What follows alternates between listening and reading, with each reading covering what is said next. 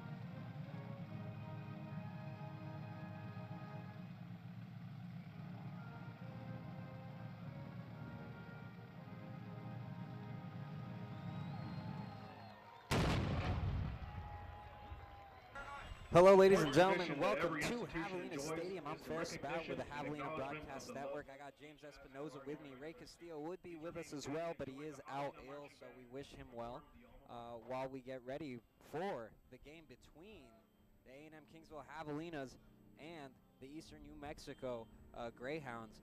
And James, we've talked about this a little bit before already, but the Javelinas 14-0 at Javelina Stadium.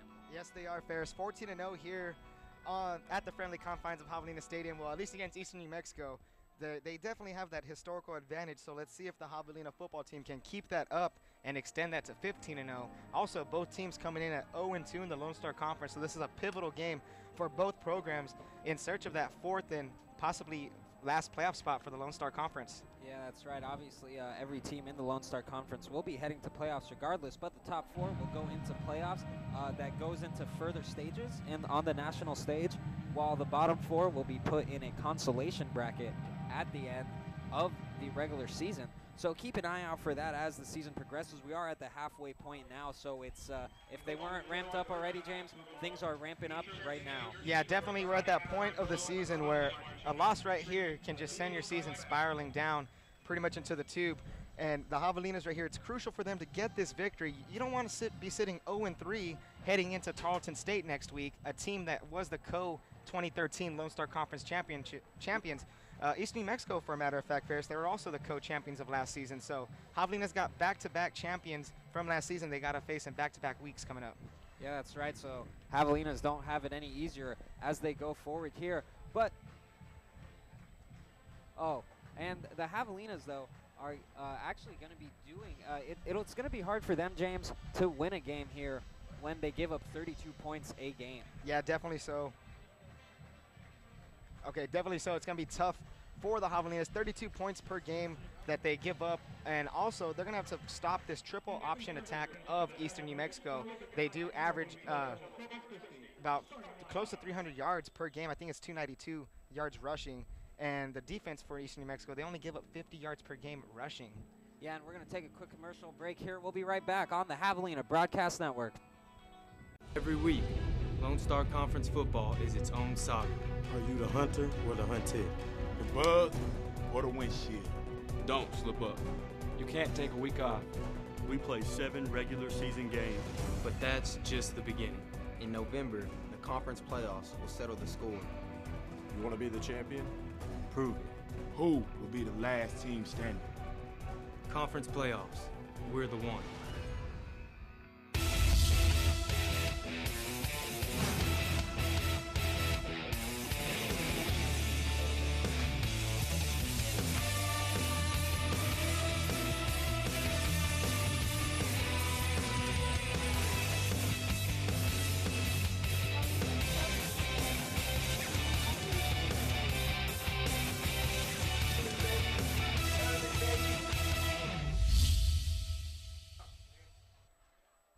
gentlemen, welcome back to Javelina Stadium. I'm Ferris Sabauer with the Javelina Broadcast Network. Got James Espinoza by my side. And just so you guys know, the Javelina Broadcast Network, a totally student-run production here, so always good to see that. Students of A&M Kingsville always working hard. James, I know you got the starting lineup, so as they get named on the field, let's name them here. Yeah, definitely, Ferris. For the offense of the Javelinas, we're going to start with the offensive line at left tackle. We got number 76, Bo Vadayao, redshirt sophomore out of San Antonio, Texas. Left guard, we got Tiance Gardner, 6'2", redshirt junior out of Angleton, Texas. At the center position, we got Christian Garcia, 6'5", 320 pounds, junior from Eagle Pass, Texas. At right guard, we got Isa Kelly Nagatuvai, 6'2", out of Oakland, California. And at right tackle, we got Andra Long, sophomore out of Huntsville, Texas. Tight end, we got Leo Gonzalez, redshirt sophomore out of Harlingen, Texas. In the running backs, Ferris, we got Greg Petrie, who's going to be the starting running back, sophomore out of Hutto, Texas. He'll be spelled by Sean Vasquez, junior out of Brentwood, California. For the wide receivers, we got Musa Mahmoud starting, Patrick LaFleur, Jonathan Shingle, and, of course, starting quarterback Alex Rios. Yeah, and keep in mind the four captains that you see are, as they take their way towards the refs, it's going to be number 23, Trevor Pesic, the safety for the Javelinas. Yes. As well as Gray House, the defensive end. And then you got sophomore running back Greg Petrie and Musa Mahmoud, the wide receiver. So look out for those captains to take control of things on the field. Definitely so, Ferris. You're going to want those four guys to kind of keep everything calm for the Javelinas. You know, no matter what the situation might be, if they're down, you expect those four guys to try and lift the team up. If the team is up in the game, you expect those four guys to keep everybody level-headed and not be looking for the victory and just take care of business. Yeah, and as you see to the bottom right of your screen here, we do have the pink breast cancer ribbon. As you know, October is breast cancer month. You will see a lot of the football players wearing pink tape, pink athletic tape, and also pink socks and pink cleats as well. So a lot of pink for October, and that's always a good thing to see. Definitely so, Ferris. Breast Cancer Awareness Month is something that everybody should be noteful for, and, you know, just it's a great cause that they're wearing this pink. Definitely. Yeah, less than 2 minutes before kickoff here, you see the team take the field, and the waves, the flags waving high, and the Javelinas really must be psyched to come back to Javelina Stadium after just 2 disappointing weeks for them. Yeah, 2 disappointing losses on the road. 55-20 a couple of weeks back up in AT&T Stadium when they faced Commerce for the Lone Star Conference opener, and then last week a devastating, crushing defeat, 27-21 to a McMurray team that was picked to finish last, Fair. So that definitely had to, you know, be weighing on the minds of the team. Hopefully they got that out of their heads. Hopefully they had a good week of practice, and we can only hope that they're ready to play here tonight against this Eastern New Mexico team. Yeah, as the band takes its way off the field, the players will find their way on the field. And as we know, Alex Rios is going to be the quarterback starting things out. And although he's struggled as of late, it looks like head coach David Callaway is putting his confidence in him for this week. Yeah, definitely. You got to have confidence in your quarterback no matter who they are. And the player got to know that the head coach has confidence in him. You know, the player doesn't want to go out there thinking, hey, coach doesn't really trust me that much. It's good to see that Coach Callaway is giving Rios another chance to start, because he did pull him last week, Ferris, in the third quarter in favor for Sebastian Taylor, who did provide a little bit of a spark, but not enough to get a Javelina victory. Yeah, and of course, one of the questions on everybody's mind is, will redshirt freshman Travis Quintanilla play? Keep in mind, James, if he does take the field, he will be forfeiting that redshirt eligibility later. So it's one of those questions that you have: do you prepare for the future by keeping him off the field this season, or do you go to him if you think there's a chance? I think, Ferris, if there's a chance, you should go to him, especially if the other quarterbacks ain't producing. But let's say Rios goes out and has himself a solid game. You don't need to burn this kid's red shirt. He still have 4 years after this season, so you can use this season as a learning experience for the eventual future quarterback. Yeah, Quintanilla, one of the players really creating buzz on the Javelina team. He still is a redshirt freshman, so we haven't seen him on the field yet. He is suited up, though, this week, so we'll see if he comes out on the field. Just depends on the performance, like you said, James, of Alex Rios and of Sebastian Taylor as well. And it looks like the Javelinas will be starting things out for the first half. Yeah, they're going to be receiving here. Let's see if the Javelinas can get a good return on this opening kickoff. Yeah, you have TJ McCulloch ready to receive, as well as Joe Crow. Joe Crow, always known to make plays for the Javelinas. If the ball gets in his hands, you might want to watch out. Yeah, Joe Crow averages 24.3 yards per return. McCulloch averages 18.7 yards per return. So hopefully they can get things jump-started for the Javelinas here early on. Yeah, and kicking off for the Greyhounds is going to be sophomore Mitchell Cox. And this is the moment that a lot of the Javelina fans have been waiting for, James. And kickoff here. And the kickoff is going to go towards Joe Crow. So Joe Crow taking things, passes the 30 already, finding the open room, and works his way up over the 40-yard line. So talk about starting off with great field position, James. Definitely so, and there's a late flag on the play. Let's see if that just fell out of his pocket or not. It doesn't look like it. We'll find out what the call is, but definitely a good return by Joe Crow. Yeah, let's see what the head ref here has to say.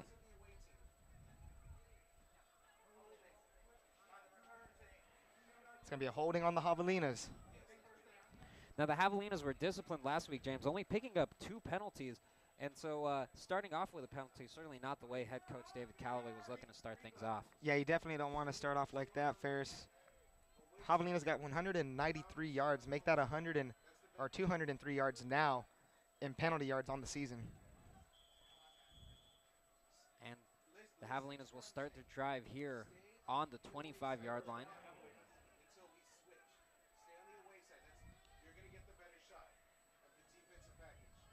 And under center right now. Handing it off to Greg Petrie to start things off. And you can see there, it's not Alex Rios starting out under center. It's actually Sebastian Taylor. Yeah, another trick up Coach Callaway's sleeve right there. Everybody thought Rios was going to be coming in as a starter. It turns out it's number 15, Sebastian Taylor. Yeah, Alex Rios is here, though. He is suited up, so we'll see if he gets some time as well. That first run by Greg Petrie, picking up about 4 yards. It's going to be 2nd and 6 with 14:25 on the clock here.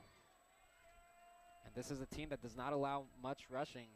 Talking about the Greyhounds defense, but let's see. It looks like slated to throw. Sebastian Taylor going to go for the screen pass. Looked like he was going to Jordan Thomas there, but just over his head, so it's going to be an incomplete pass. Yeah, and we saw a couple of those kind of passes last week whenever Taylor came in. He kind of sailed some over the receivers' heads. That just might be a factor of his nerves here early on. Hopefully he could shake those off. And it's going to be 3rd and 6 here. Javelinas looking to the side for the play call, a little confused. And there's only 18 seconds on the play clock now. Looks like they came up with their formation, though. Got 2 receivers on either side here. It doesn't look like there's a runner in the backfield. Taylor finds number 4. That was Chaz Adams. And Chaz Adams gets all the way down to the Eastern New Mexico 45-yard line. Amazing catch right there by Chaz Adams in between 2 Eastern New Mexico defenders. Finally brought down by number 11, Benjamin Pedro Langford, somebody who we talked about in the pregame as being one of the leading tacklers for the Greyhounds. Yeah, it was a risky pass, but it did pay off. Taylor found them in traffic and found them quick. Good pass by Sebastian Taylor, able to pick up the first down of the game so far. 13:50 left on the clock here. Taylor calls for it, hands it off to Petrie. Petrie brought down. Doesn't look like it's going to be a gain of any yards, maybe a loss of 1. Yeah, ran into a couple of Greyhounds there. One in particular, number 8, Julian Yearwood, linebacker, senior out of Las Vegas, Nevada. He's the one who made the tackle, and it looks like he's kind of down on the floor right now. Let's see if they're going to call an official timeout. No, they're not. Looks like play's going to keep on going. 2nd and 10. The ball is on the Greyhound 43-yard line. Sebastian Taylor so far doing well, but this is just the first drive of the game. Let's see how he progresses. It'd be great if the Javelinas can open up here with a touchdown drive, kind of settle the nerves a little bit and put the pressure on Eastern New Mexico. Yeah, Taylor, the redshirt freshman, coming out of Irving, Texas, over there by Dallas. Taylor with 2 receivers set up. Looks to his left, finds Petrie, and Petrie with 3 players on him is brought down. But it is enough for another first down, so the Javelinas able to do well here. Yeah, pretty good pass right there from Taylor. Nice catch by Petrie, and he was brought down once again by Langford. Javelinas moving the ball here pretty well with the ball on the Greyhound 30. Yeah, 13-yard pickup there for Greg Petrie to start things off. So 1st and 10, ball is on the Greyhounds 30-yard line. Taylor calls for it.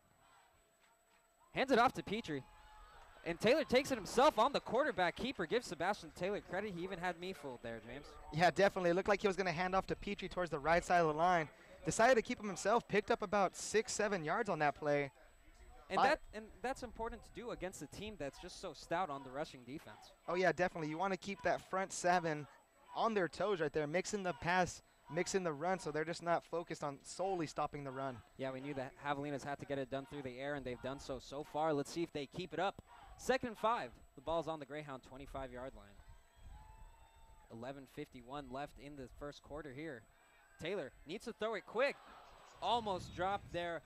Way to break up the pass. You got to give credit to number 44 on the Greyhounds. That's Elliot Peters. Yeah, he was going for that slant route to Jordan Thomas, but Thomas wasn't looking at all. Peters had that one read all the way. Lucky that wasn't an interception for the Javelina team. Thomas hadn't even turned around, so Sebastian Taylor really catches a break here, and it almost could have been a Javelina interception, which has been a problem for them thus far this season. Taylor has Petrie to his left. And that's another quick pass. Patrick LaFleur also not looking at it. So it's going to be 4th and 5. Javelinas in field goal territory. Max Lenning only 1 of 4 so far this season, though, when it comes to field goals. Let's see what the Javelinas want to do. It looks like they're going to keep the offense on the field. And on that play, Ferris, it just looked like the receiver LaFleur and the quarterback Taylor were just not on the same page. 4th and 5? 4th and 5. Chaz Adams exits the field. Yeah, Chaz Adams has to get off quick. Taylor has it. The crowd wants to see a conversion on 4th down. Let's see if they get it done. And Taylor finds Musa Mahmood with the big catch. He took a hit for it, but it's enough for the 1st down. What a play by the Javelinas. What a catch by the senior Musa Mahmood. Had to go up and get that one at its highest point. Taylor put it only where he could catch it. Nice play. Yeah, Musa Mahmood, a big 6'2" wide receiver. So he is somebody that's pretty hard to get a hold of. Got to give him credit on that play.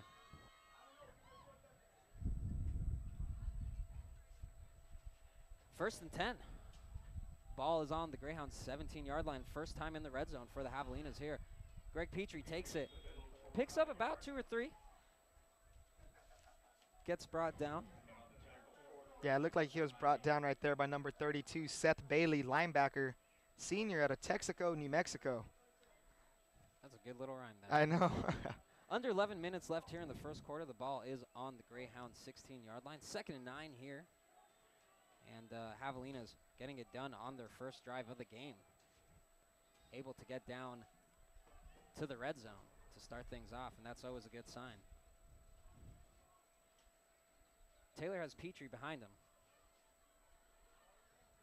Hands it off to Petrie, and Petrie breaks through and is brought down at the Greyhound 10-yard line.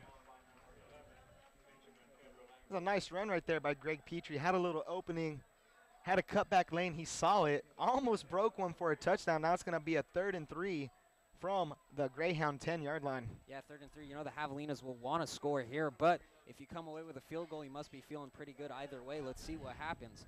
10:05 left in the first quarter. 3rd and 3 on this drive.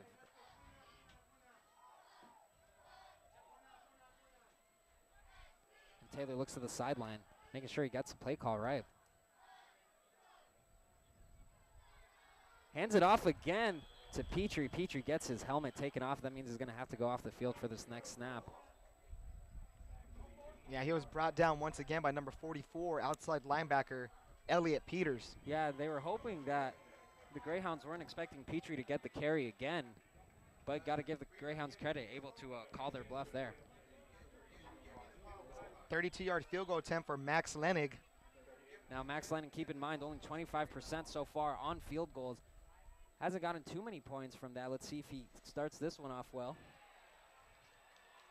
And the kick is no good, so Max Lenning 1 of 5 now. Not able to put up any points for the Javelinas, and that's really going to hurt them. Yeah, definitely. You got to think that's a victory right there for the Eastern New Mexico defense. We did see some signs that the Javelina offense can move the ball on this defense, so that's a positive thing right there. It's just when you get that close, you got to get those 3 points. You got to take the points when they come, And right now, the Javelina field goal kicker, 1 of 5 on the season, Ferris, definitely not having himself that great of a year so far. Yeah, Max Lenning so far deficient, where his position matters most. Exactly. So the Javelinas will turn the ball over on the 20-yard line here, the Greyhound 20-yard line, and now it's time to see that triple option offense. And a quick pitch there. Number 26 on the carry, that was Andrew Lopez.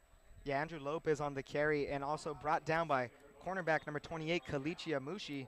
Anthony Forker was also in the mix, along with Cayman Ruelas.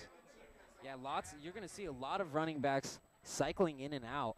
This is a tricky offense, and it's going to be tough for the Javelinas to really pay attention to that. Let's see if they can hunker down here and keep their defense strong. 2nd and 5, ball's on the 25-yard line. And another handoff there. Looked like Elon Spite, the senior fullback. And Elon Spite averages 1 touchdown a game so far for the Greyhounds, so Javelinas certainly need to keep an eye on him. Yeah, Elon Spite's the leading rusher for this team. He averages 111.2 yards per game, so definitely the workhorse for this Eastern New Mexico backfield. Ball is on the Greyhound 29-yard line. It's 3rd and 1. Another handoff here. And it looks like the Javelinas might have been able to stop it short of the first down. Let's see what they call. And it was enough to move the chains. You see them moving, so it's going to be a first down. Javelinas tried to hold strong on that 3 and 1, but give credit to Elon Spite, just bulking up and able to break through that line. And that's the advantage that Eastern New Mexico is going to have. Run-heavy team. They know how to pick up those short yardage 3rd and 1s, those little 3rd and 2 plays. Jeremy Burma, the starting quarterback for the Greyhounds. Hasn't had a pass in the air yet, but expect him. He averages about 184 yards through the air. Let's see what he comes up with. And a tricky pitch there to number 4. That's Dimajeric Tucker, one of the running backs. And a good play, and that's the play we were talking about with that triple option. Exactly. You got the dive to the fullback. The quarterback could either keep it himself or the pitch play, and we just saw that right there by Tucker. Gained about 9 yards on that play, 2nd and 1. Yeah, the triple option doesn't necessarily need a lot of talent, but it does need a lot of studying, and you could tell that the Greyhounds have mastered it thus far. 2nd and 1, the ball is on the Greyhound 40-yard line as they try to break through midfield. Let's see what happens here.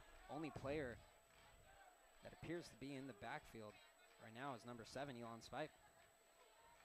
And another fake pitch. That's Burma on the run. And Burma, give him credit there for just burning number 28 for the Javelinas. That was Kalechi Amushi, who got played on that play. Yeah, Amushi was put in a situation where does he stick with Burma or does he stick with the running back number 3, Miles Johnson? And that's what this triple option offense will do to you, Ferris. It's going to make you commit to one or the other. And if you commit the wrong way, you're going to have the guy running past you for about 10 to 15 yards. Yeah, exactly. Amushi burned there. It's enough to pick up the first down, so the ball is now on the Javelina 49-yard line. And the Javelinas will need to keep their defense up. Let's see what happens. Tough so far, but you can see the safety, Trevor Pesic, dropping back. It might be so he can try to catch it. Burma taking it himself again. And brought down that time by Kalechi Amushi after he just got burned on that last play. He tries to make up for it, gets the quarterback down. Yeah, he ain't going to let Jeremy Burma go by so easily that time. Great read by Kalechi Amushi. Stayed in his home, stayed home, read the keep play. Great tackle for Kalichi. Yeah, 2nd and 7 now is the call on the field. Ball's on the Javelina 46-yard line. Less than 6 minutes here. It's been a very quick first quarter, James. Definitely has, Ferris. The clock is just burning here, especially with 2 run-heavy teams. And a pitch out to Elon Spite. And brought down right before the first down marker. Yeah, that was Anthony Forker, cornerback, chasing him out of bounds right there. Looks like they're going to be about a yard or so short of the first down. And this is another 3rd and 1. Javelinas need to try to stop the run here. And it's hard to do against a triple option offense.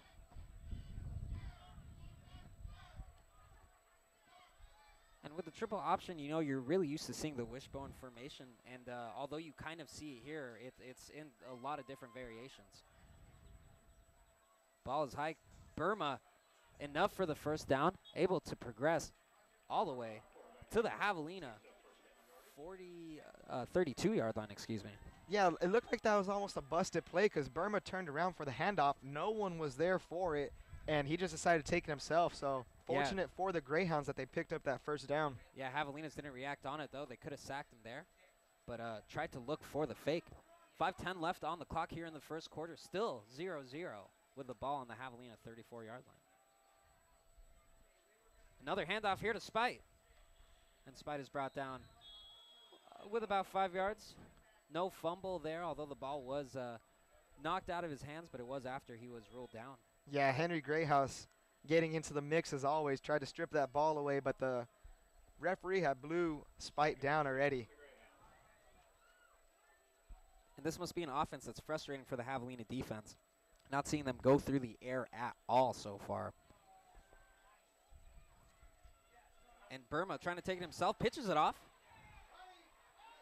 And that's Elon Spite. And the fans calling for a holding call, but no flag down on the field. Yeah, excellent run right there by Elon Spite.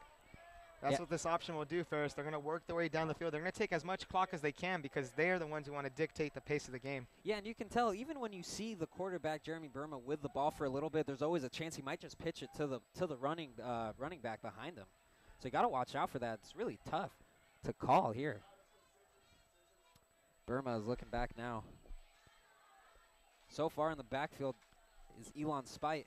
And keep an eye on number 21, Kamal Cass. He might do something here as well. And the Javelinas called it that time. And I told you to keep an eye out for Kamal Cass, and maybe the Javelinas heard me. Yeah, maybe they did, Ferris. That was number 41 for the Javelinas on the tackle, Mark Sever, linebacker senior out of San Antonio, Texas. Yeah, that's the Javelinas' first tackle for a loss. Yeah, it definitely is. So it's 2nd and 2 here. Let's see if the Javelinas can build on this, especially with the ball being in the red zone. Yeah, they certainly will. No time like the present, that's for sure. 2nd and 12. Ball's on the Javelina 15-yard line, and Burma is going to take it, pitches it off to Jordan Wells. Actually, that's the Jamaric Tucker. Picks up about 7 yards on that carry, enough to get to the Javelina 10-yard line. Yeah, he picked up about 7 yards. It's going to be a 3rd and about 7, though, from the 10-yard line. So let's see if the Greyhounds stick to the run right here or if they finally put it up in the air. You got to watch out for receiver Jacob Johnson. He is their leading receiver. He has 8 out of the 9 team's receptions last weekend. Yeah, and that's number 81 for the Greyhounds. He's to the right of the play. He's also next to number 88, and that's Aaron Johnson, the other wide receiver for the Greyhounds. So keep an eye on them. The secondary certainly will, and we'll see what they come up with here. Burma has it, pitches it out, and is it enough for a touchdown?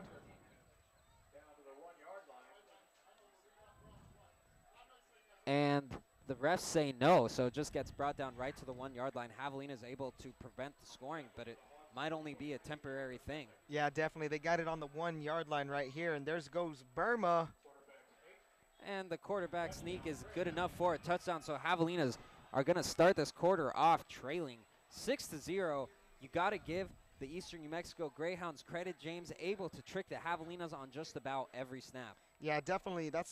We've been talking about this throughout the pregame fairs, that this offense is going to be very difficult to stop because you have to commit so many guys to so many specific players, and you think your guy's going to get it, so you're over here on this side, but then the other guy's running the other way. It was an excellent play right there by Burma to get that touchdown. Yeah, we'll see if the Javelinas can respond. Only 2:30 left in the first quarter. Things have been, the clock has been burning down fast as that extra point is good, so Javelinas now trail 7-0. And what a drive. That was definitely a great drive, Ferris. And we'll be right back on the Javelina Broadcast Network.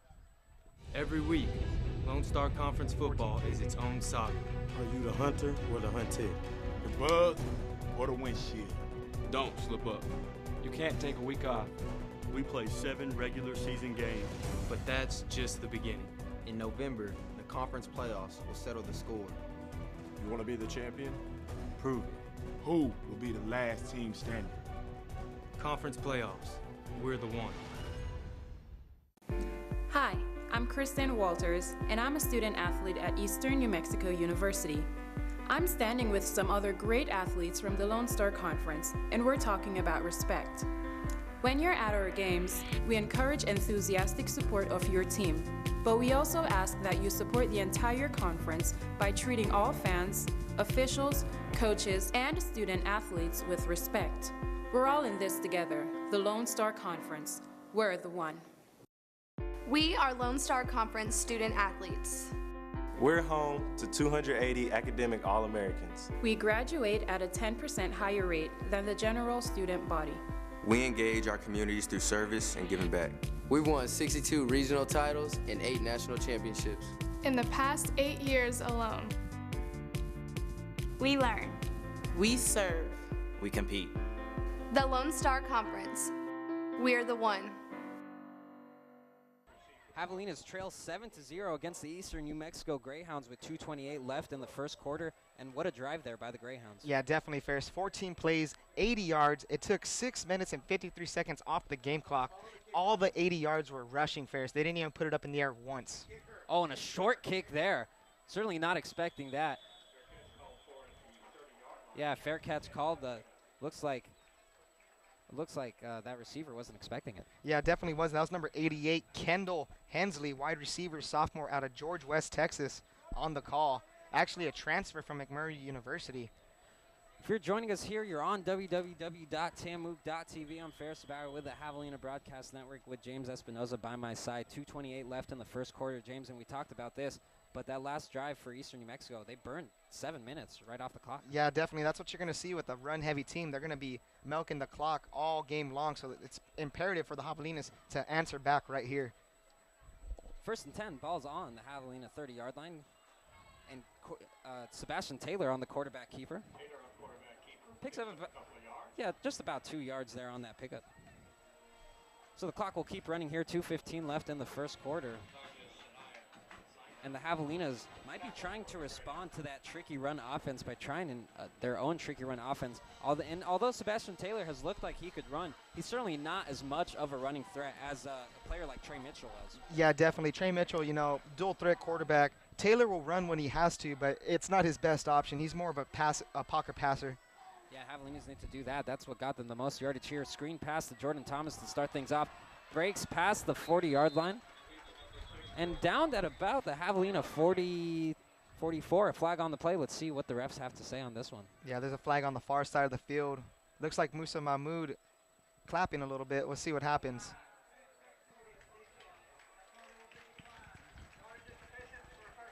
So offsides on the Greyhounds, but the penalty declined because Jordan Thomas already picked up that first down for the Hogs. 1:44 left on the clock after that reception from Jordan Thomas. Yeah, you got to give Patrick LaFleur some credit on that blocking right there on the outside. Really sprung Jordan Thomas for that first down. Yeah, Sean Vasquez right now in the backfield with Sebastian Taylor. And a big pass here, and it's Patrick LaFleur all alone, but did not run that route right. And the ball is just a little bit overthrown. Yeah, he had Patrick LaFleur wide open. It was a great play by Taylor. He saw the rush coming. He stepped up. He avoided it. LaFleur, man, he could have laid out right there possibly to make a play. I don't think LaFleur had turned around to even see the ball, though. That could have been a big-time game changer for the Javelina offense right here. It's going to be 2nd and 10, Ferris. Yeah, that would have put them, that would have tied up the game for them, and that would have got the crowd going. Sebastian Taylor starting things off. Here it's 2nd and 10. Ball is on the Javelina 44-yard line with under 90 seconds left now, 1:22 left in the first quarter. And whistles, it looks like it's going to be a false start. Let's see here.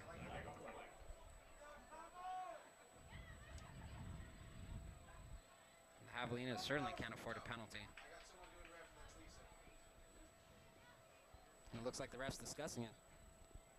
So the last pass, like we said, probably would have put Patrick LaFleur all the way in the end zone. Yeah, it definitely would have, Ferris. I mean, he was at least 15 to 20 yards behind his defender. And there is no flag there. False flag. False flag, yeah. Let's see how many yards go on the refs after that. So the Javelinas will repeat 2nd down after that penalty flag was flown up, so 2nd and 10. And Sebastian Taylor has it. And another big throw to Patrick LaFleur. and no good once again. So a big pass, but not a big gain. Yeah, and Patrick LaFleur is doing a really good job of getting behind the defender. That was number 14 covering him, Connor Brinton, defensive back out of Fountain Hills, Arizona. I mean, the Javelinas have seen that LaFleur has the ability to get deep into the secondary. They just haven't been able to connect on these plays. Yeah, so now it's going to lead to a 3rd and 10. Ball still on the Javelina 44-yard line, really struggling on this drive. Not able to pick up too much. Sean Vasquez in the backfield with Sebastian Taylor. Let's see what they come up with. Plenty of receivers to pick from on this snap. Taylor has it. He's looking. And an interception thrown. That was number 11 for the Greyhounds. Musa has to make the tackle, and Musa does make the tackle on the Greyhound 40-yard line. Another interception for Sebastian Taylor, back-to-back weeks. That is number 11, Benjamin Langford, on the interception. And after missing 2 consecutive deep balls, that just has to be a momentum killer for this Javelina team. And once again, Ferris, the Javelina defense starting in an unfavorable position. Yeah, and it's always been the offense putting the defense in a short field situation, and you could see it right here. Javelina offense not able to build anything up, and they could go down by 2 scores by the end of this first quarter. Yeah, definitely. And that's something you do not want to do against a running team like this. 108 left in the first quarter here, 1st and 10 after that Jeremy Langford interception. And that's the Javelina's first pick of the game. We've seen them do it plenty of times. We'll see if they do it again. That was Elon Spite there on that carry. Picks up 5. Yeah, pretty good run right there by Elon Spite. That's what they're going to do. They're going to pick up their yards on the ground. They're not even going to try and pass. Well, they will try and pass, but where they make their money is on the ground. And you know who I just saw put their helmet on the sideline, James, is quarterback Alex Rios. Yeah, let's see if Coach Callaway's going to have the quick trigger on this one. Now the defense needs to try to stay strong, needs to try to prevent going down by 14, and a pitch there. And brought down there. That was number 28 on the carry for, it was Jordan Wells on that carry. And number 43 for the Javelinas, Devon Rhodes on the tackle. Yeah, a flag on the play. Looks like it's going to go on the defense.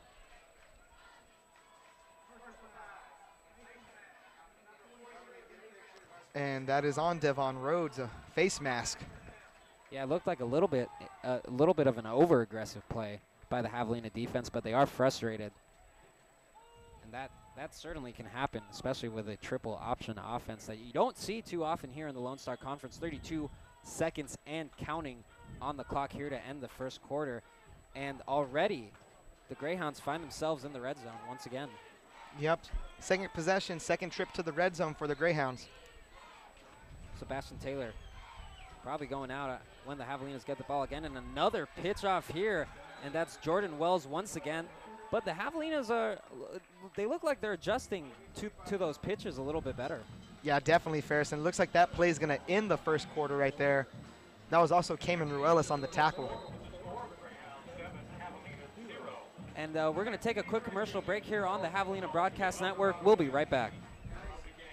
Hi, I'm Emmanuel Ibanez, and I'm a student athlete at Texas A&M Kingsville.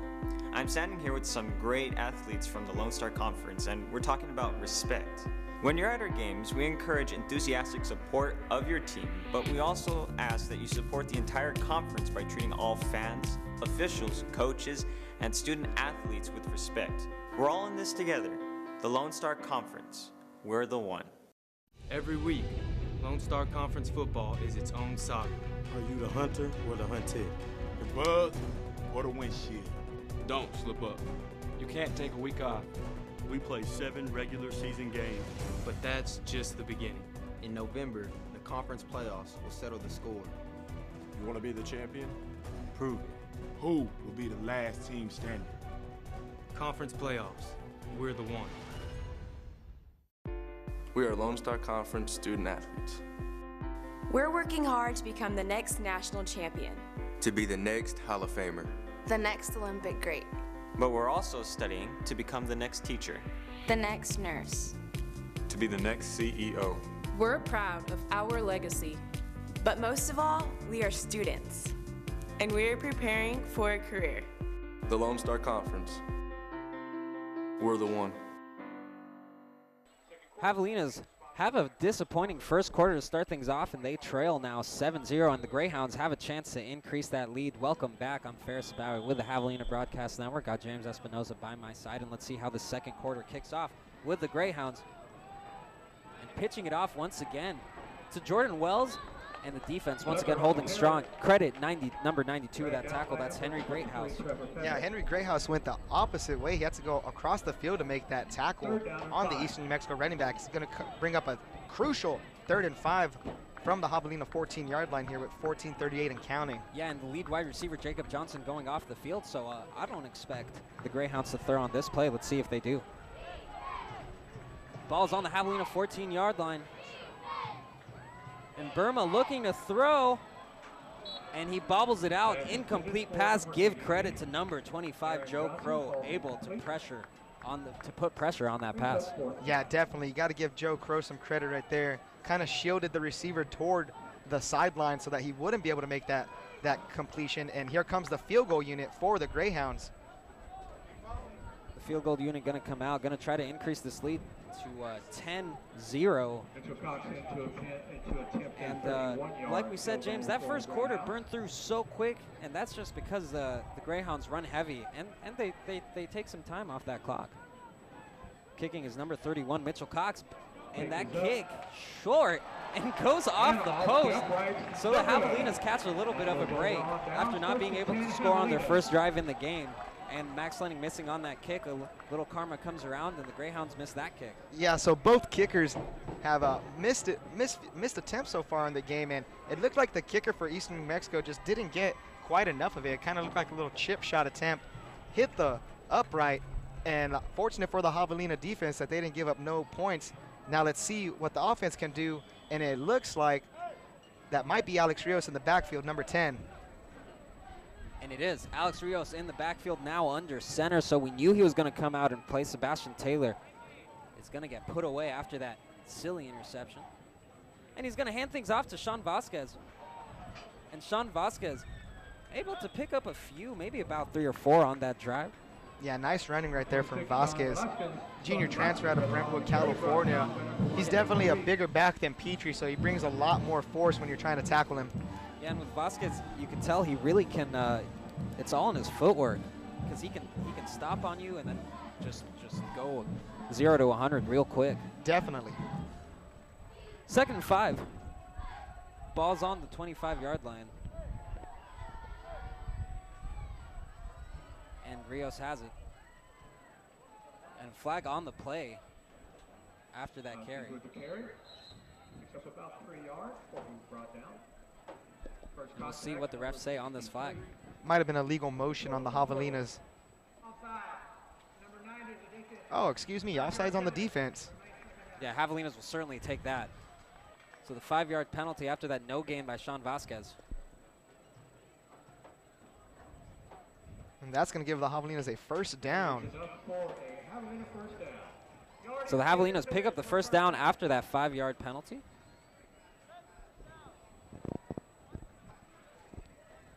And Javelinas still trailing 7-0. 13 minutes left in this first half. And the Javelinas are going to put their trust back in Alex Rios. Let's see if it works out for them after Sebastian Taylor's interception. 1st and 10. Ball is on the Javelina 31-yard line. Rios taking it. Wants to hand it off again.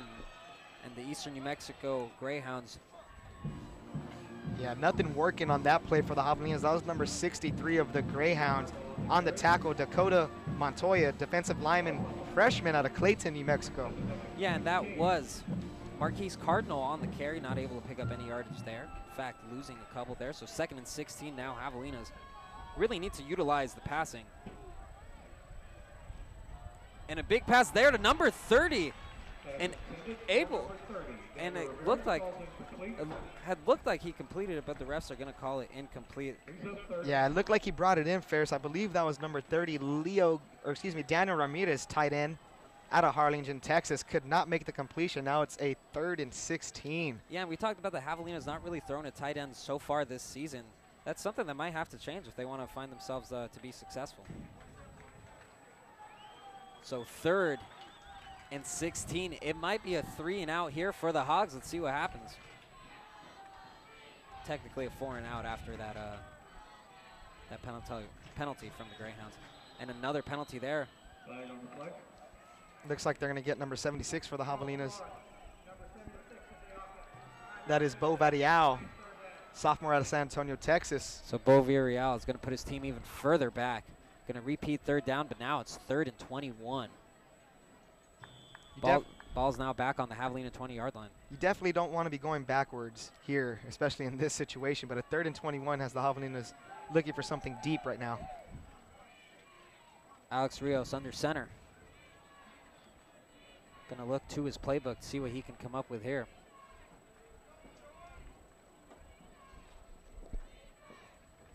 Rios takes the snap. Screen pass to Jordan Thomas, and Jordan Thomas caught quick there. Got to give credit to number 22 for that tackle. That was Ibrahim Mega able to make the big play, and now you see the punt squad come out and the return squad for the Greyhounds come out here. So Javelina's unsuccessful to start off their first drive of the second quarter. Yeah, definitely. It's been, it had some success the first drive, and this drive wasn't as successful as the other one. And number 1 for Eastern New Mexico, Kevin Reeves, is going to return this punt. And a lot of airtime on that one. Fair catch called here, and it's going to be right at the Greyhounds' 49-yard line. It's only half the field to cover the distance. 90-second media timeout called here, so we'll take a timeout as well. We'll be right back on the Javelina Broadcast Network.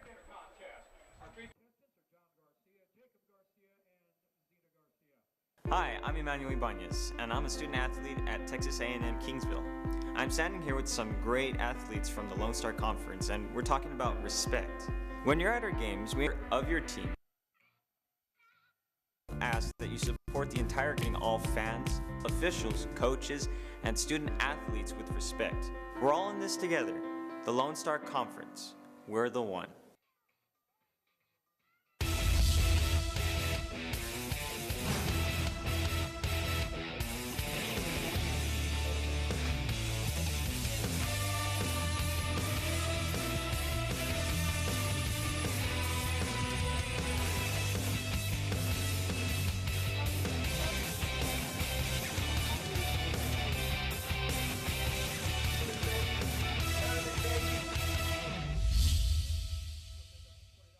Every week, Lone Star Conference football is its own saga. Are you the hunter or the hunted? The bug or the windshield? Don't slip up. You can't take a week off. We play 7 regular season games. But that's just the beginning. In November, the conference playoffs will settle the score. You want to be the champion? Prove it. Who will be the last team standing? Conference playoffs. We're the one. Greyhounds starting the drive here at their own 49-yard line. Looks like Burma's going to take it, pitches it out to Jordan Wells, I believe. And Jordan Wells brought down after picking up 5 yards. It's a nice run right there by Wells. Picked up about half the yardage needed for a first down. Javelinas have been giving up, it seems like, 4 to 5 yards every carry. Yeah, and it's tough to stop the team. Javelinas were able to prevent the touchdown and able to put enough pressure to get that kick. Not blocked, but, you know, to put enough pressure on the kicker so he misses. So only 7-0 here. We'll see what happens, though. And the flag on the play. And that was Jarek Tucker on that carry after he gets brought down out of bounds. And another flag on the far side of the field. Yeah, we'll see what happens. They might cancel out. Let's see. It looks like all the refs are going to have to discuss what they saw. Yeah, you see a flag right here on the left side of the field and one all the way on the other side as well. Yeah, on the other side it looked like they might have hit number 4, Jarek Tucker, a little bit too late out of bounds. And on this side, it might have been an offside. Oh, there are multiple fouls against the Javelinas. That's never a good thing. And that's something that this triple option offense brings also. You try to anticipate the play, you try to jump for it really quick, and you end up getting called offsides. That is a definite right there, and it looks like they're going to accept the 15-yard penalty for a personal foul, late hit out of bounds. So referee's about to mark that off 15 yards, it looks like. And fans here not too happy about that call. I didn't really think it was that late of a hit. Yeah, neither did I, Ferris. It looked like it was a pretty solid hit that he was barely even going out of bounds. It didn't appear to be as drastic as the referees made it seem. 11:28 left in the first half here. Greyhounds up by 7, and they only had half a field to work with to get their way all the way down to the red zone, and this is their third time in their three drives, James. They found themselves in the red zone 3 times. Yeah, definitely. And the last drive, they didn't come away with any points off a missed field goal, but the first drive they did it. 14 plays, 80 yards, all on the ground, capped off by Jeremy Burma 1-yard touchdown run. The quarterback, number 15, Jeremy Burma. Yeah. And there's some kind of hold up here. The field of play, it looks like the chain crew might be a little bit confused. Well, with multiple penalties, maybe it's hard for the chain crew to realize where to put the marks down. Quite possibly, like, what's going on here? And the referees are conferencing once again. Yeah, the offense is going to take a step back and maybe reassess here, as the defense will do the same.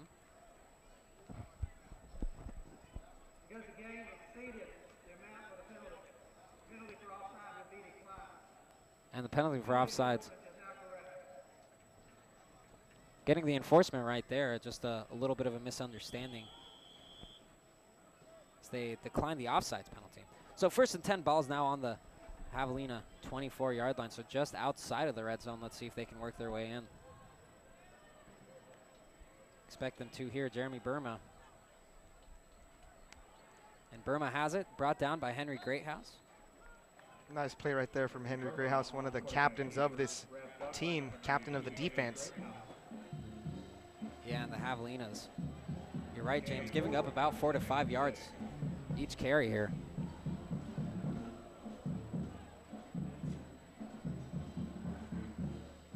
.10:49 here at Javelina Stadium left in the first half, and it's a good day in terms of weather here. You know, we expect Kingsville to be hot, but now it's cooling down here, especially as the night goes on. 2nd and 6, ball's on the Javelina 20-yard line. And Burma pitches it off to Jordan Wells. He's brought down out of bounds.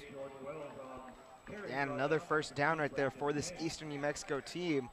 They just picking up whatever they want on the ground. That's the way it's been the whole game so far, and the Javelina defense has had no answer. Well, if you don't pressure Jeremy Burma, he's going to run it. And if you do, there's always a running back behind him to pitch the ball off to, and the Javelinas always end up committing to Burma, but giving up position on the whatever running back finds himself behind the quarterback. You see Elon Spite in the backfield for the Greyhounds. And Spite has it. And Spite works his way into the end zone, picks up another 6 points on that touchdown, makes it 13-0 with 10 minutes left in the first half. Yeah, and that one looked a little bit too easy right there, Ferris. It wasn't even run out of a triple option package. It was more of a conventional handoff to Elon Spite. Finds the end zone on a 9-yard run, 10 minutes here left till halftime, and here comes the extra point unit. Yeah, the kick squad comes out. Mitchell Cox on the kick. It's up, and it's good. So Mitchell Cox able to put the lead up to 14-0. So Javelinas find themselves behind by 2 scores, and we'll be right back on the Javelina Broadcast Network. Hi, I'm Emmanuel Ibanez, and I'm a student athlete at Texas A&M Kingsville. I'm standing here with some great athletes from the Lone Star Conference, and we're talking about respect. When you're at our games, we encourage enthusiastic support of your team, but we also ask that you support the entire conference by treating all fans, officials, coaches, and student athletes with respect. We're all in this together. The Lone Star Conference. We're the one. Every week, Lone Star Conference football is its own saga. Are you the hunter or the hunted? The bug or the windshield?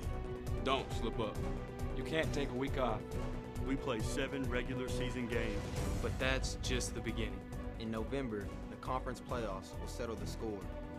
You want to be the champion? Prove it. Who will be the last team standing? Conference playoffs. We're the one.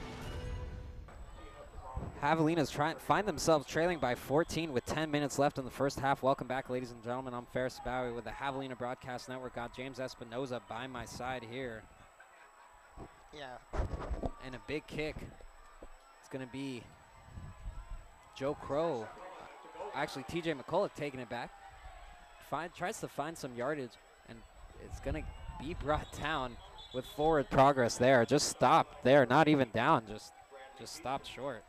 Yeah, he definitely gave it his best effort on that run. Looks like he got the ball to about the 20-yard line, so decent starting field position for this Javelina offense. They moved the ball pretty well their first drive when Taylor was in. Taylor did throw that interception, which led to Alex Rios coming into the ball game, so the quarterback carousel continues for this Javelina team. And we'll see what Rios and the offense could do on this drive. They definitely need an answer right here, Ferris. Yeah, and that last drive for the Greyhounds, 4 plays, 51 yards. And so far on the night, Greyhounds already have 120 yards on just 22 carries. And Alex Rios under center once again. Gives it off to Sean Vasquez, and Vasquez stops short. Boy, is that front seven tough for the Greyhounds. Yeah, that front seven is pretty nasty for the Greyhounds right now.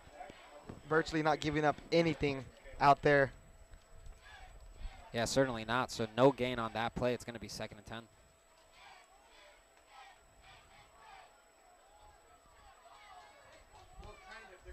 $14-0. Javelina is still trailing here, and you knew that, especially against a team like this, you can't be down early, and they find themselves in that situation. They're going to have to work extra hard to get themselves out.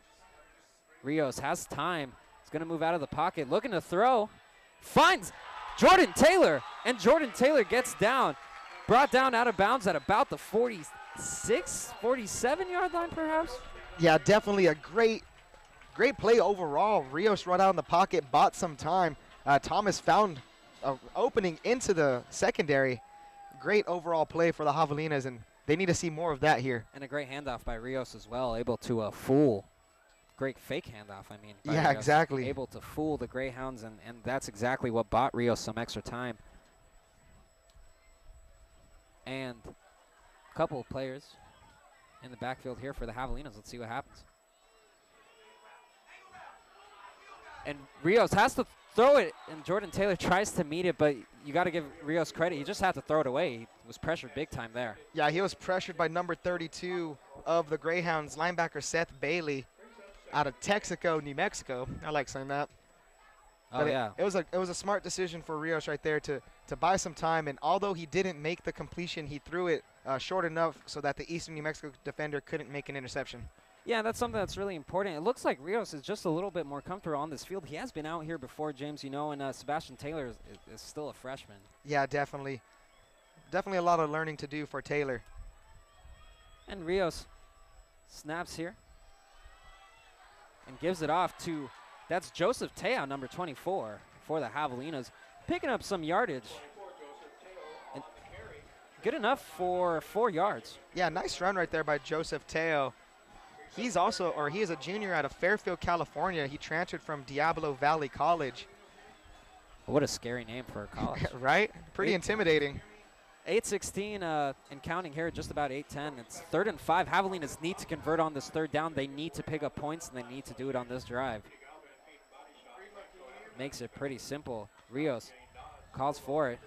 Screen pass to Jordan Taylor, and enough for the 1st down. Jordan Taylor looks like him and Rios might be best friends this game. Yeah, definitely. You're definitely seeing the connection between the receiver right there, Thomas, and Rios. It's been pretty nice so far in this drive, and right now the Javelinas are into Eastern New Mexico territory on their own 35-yard line. Yeah, and we talked about the Javelinas needing to get it done through the air, and so far the Javelinas, James, 104 yards through the air as compared to the Greyhounds, who don't have any yet. No passing attempts from Greyhounds quarterback Jeremy Burma either. So 1st and 10 here, Javelinas break through to the Greyhounds side of the field. And a fake handoff here, Rios takes it. No gain on the play. Yeah, no gain on that one. That was just a little slow developing play right there that the Eastern New Mexico front four definitely saw that coming. They ate that one up right there. It's going to be 2nd and 11 for the Javelinas. You definitely want to keep on driving right here. You got to pick up some kind of points before the the half expires. Yeah, Jonathan Shingle to the left side of the field, and the two receivers to the right. That's Jordan Taylor and Musa Mahmood. Less than 7 minutes left in the game. 2nd and 11, ball's on the Javelina 36-yard line. Plenty of time left in this first half. He's pressured, and he gets sacked hard. Wow, that was a definitely hard tackle right there. Hey, but you got to give Alex Rios some credit. He saw the pressure coming, and he kind of just caved down and went down with it and secured the ball. That's always important. Yeah, that's always important. That was number 90, Leon Aholeli, and also number 8, Julian Yearwood on the sack. It's going to be 3rd and 19. Javelina's got to dial something up downfield right now. 3rd and long. Javelina's been successful on the lateral screen passes so far. Let's see if it happens again. Oh, able to break the tackle, Rios. And that's enough for the first down. Alex Rios breaking the tackle, getting out of the pocket, and finding Musa Mahmood. That's a great play by there. You can see Rios has the ability to extend the play, roll out the pocket. He found Mahmood over the middle. Nice catch by Musa. Yeah, the crowd was cheering for Rios, and they got what they wanted here. And Rios, good reception there. I believe that was Jonathan Shingle.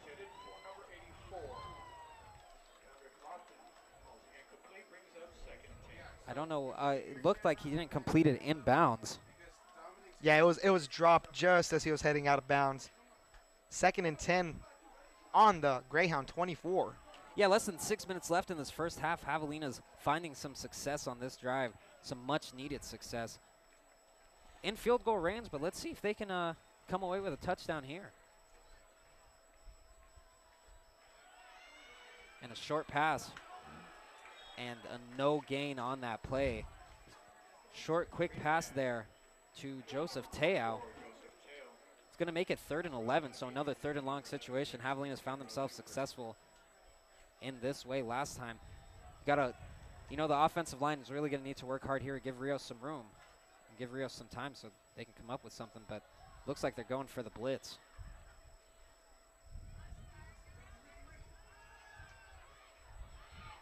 And Jonathan Shingle, ball goes right between his hands, not able to catch it. That's going to make it 4th down. Man, and that one was put right on the money. If Shingle catches that one, he's virtually walking into the end zone. Kicking squad's got to come out. Javelinas need to try to pick up some yardage. Max Lenning coming out, and like we said, 1 of 5 now so far in his Javelina career on the field goals.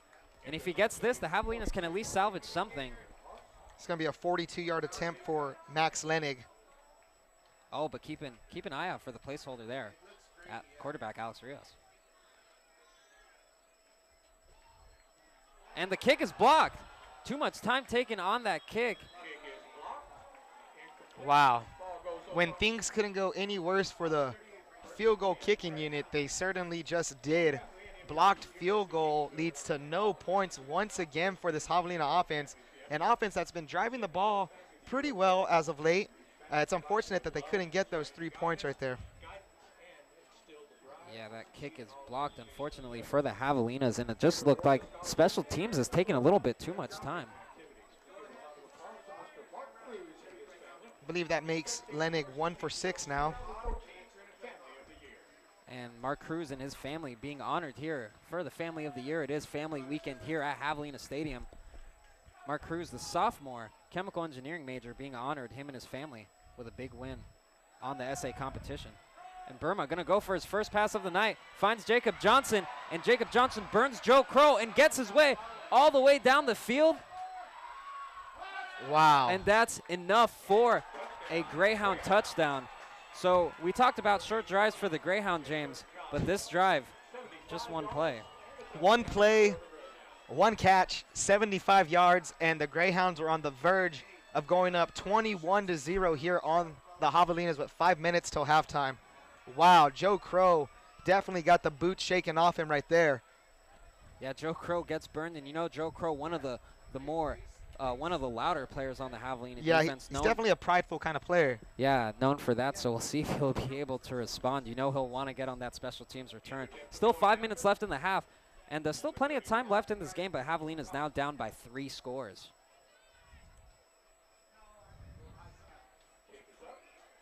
And the kick is good, 21-0. The Greyhounds lead the Javelinas. Yeah, 75-yard pass on that play. We'll take a quick commercial break here. We'll be right back on the Javelina Broadcast Network.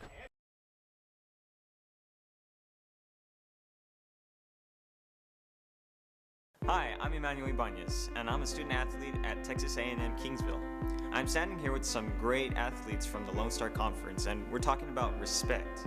When you're at our games, we encourage enthusiastic support of your team, but we also ask that you support the entire conference by treating all fans, officials, coaches, and student athletes with respect.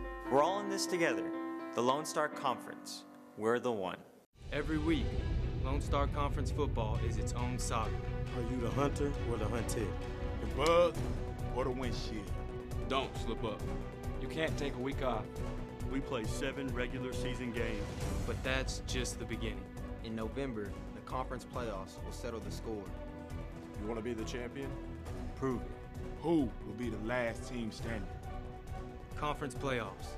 We're the one.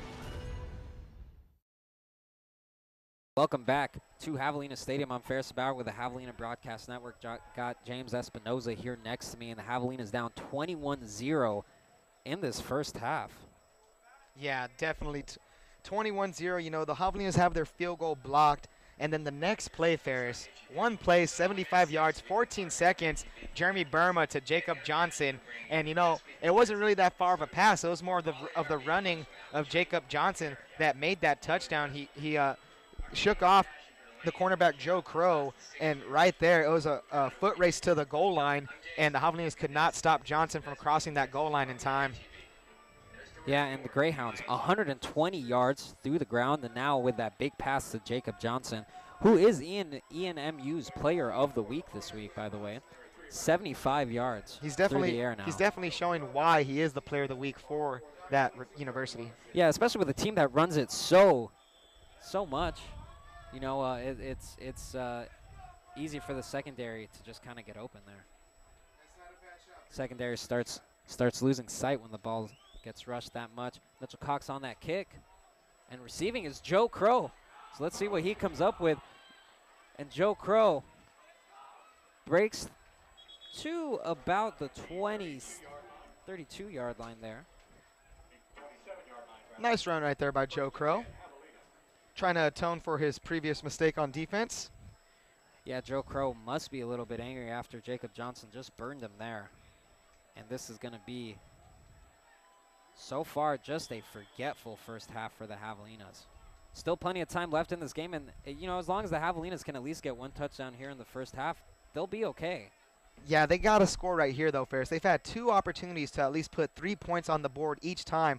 1 missed field goal, 1 blocked.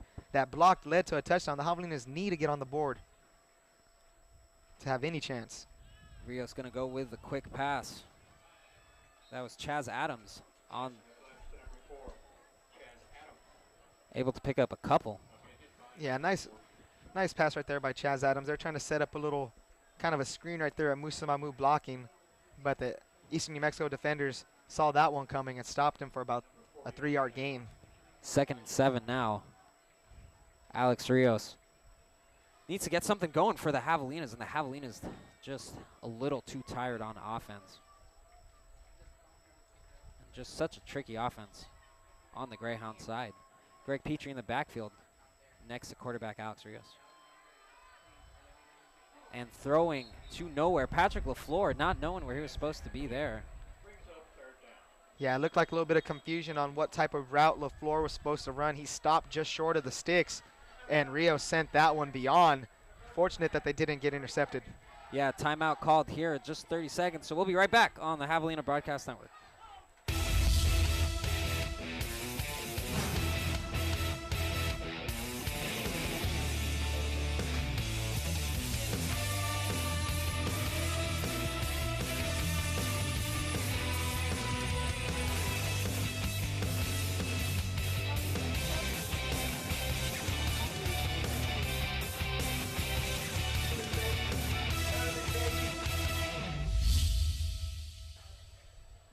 Welcome back to Javelina Stadium. 4:08 left in the first half. Javelina's trailing by 21 points, and now they find themselves in another 3rd third down situation where they're going to need to convert. 3rd and 7, though. Very manageable distance to pick up some yardage. Yeah, we've seen them convert a 3rd and 19 today, so hopefully this 3rd and 7 they can pick up right here and continue this drive. And Alex Rios getting things on the snap.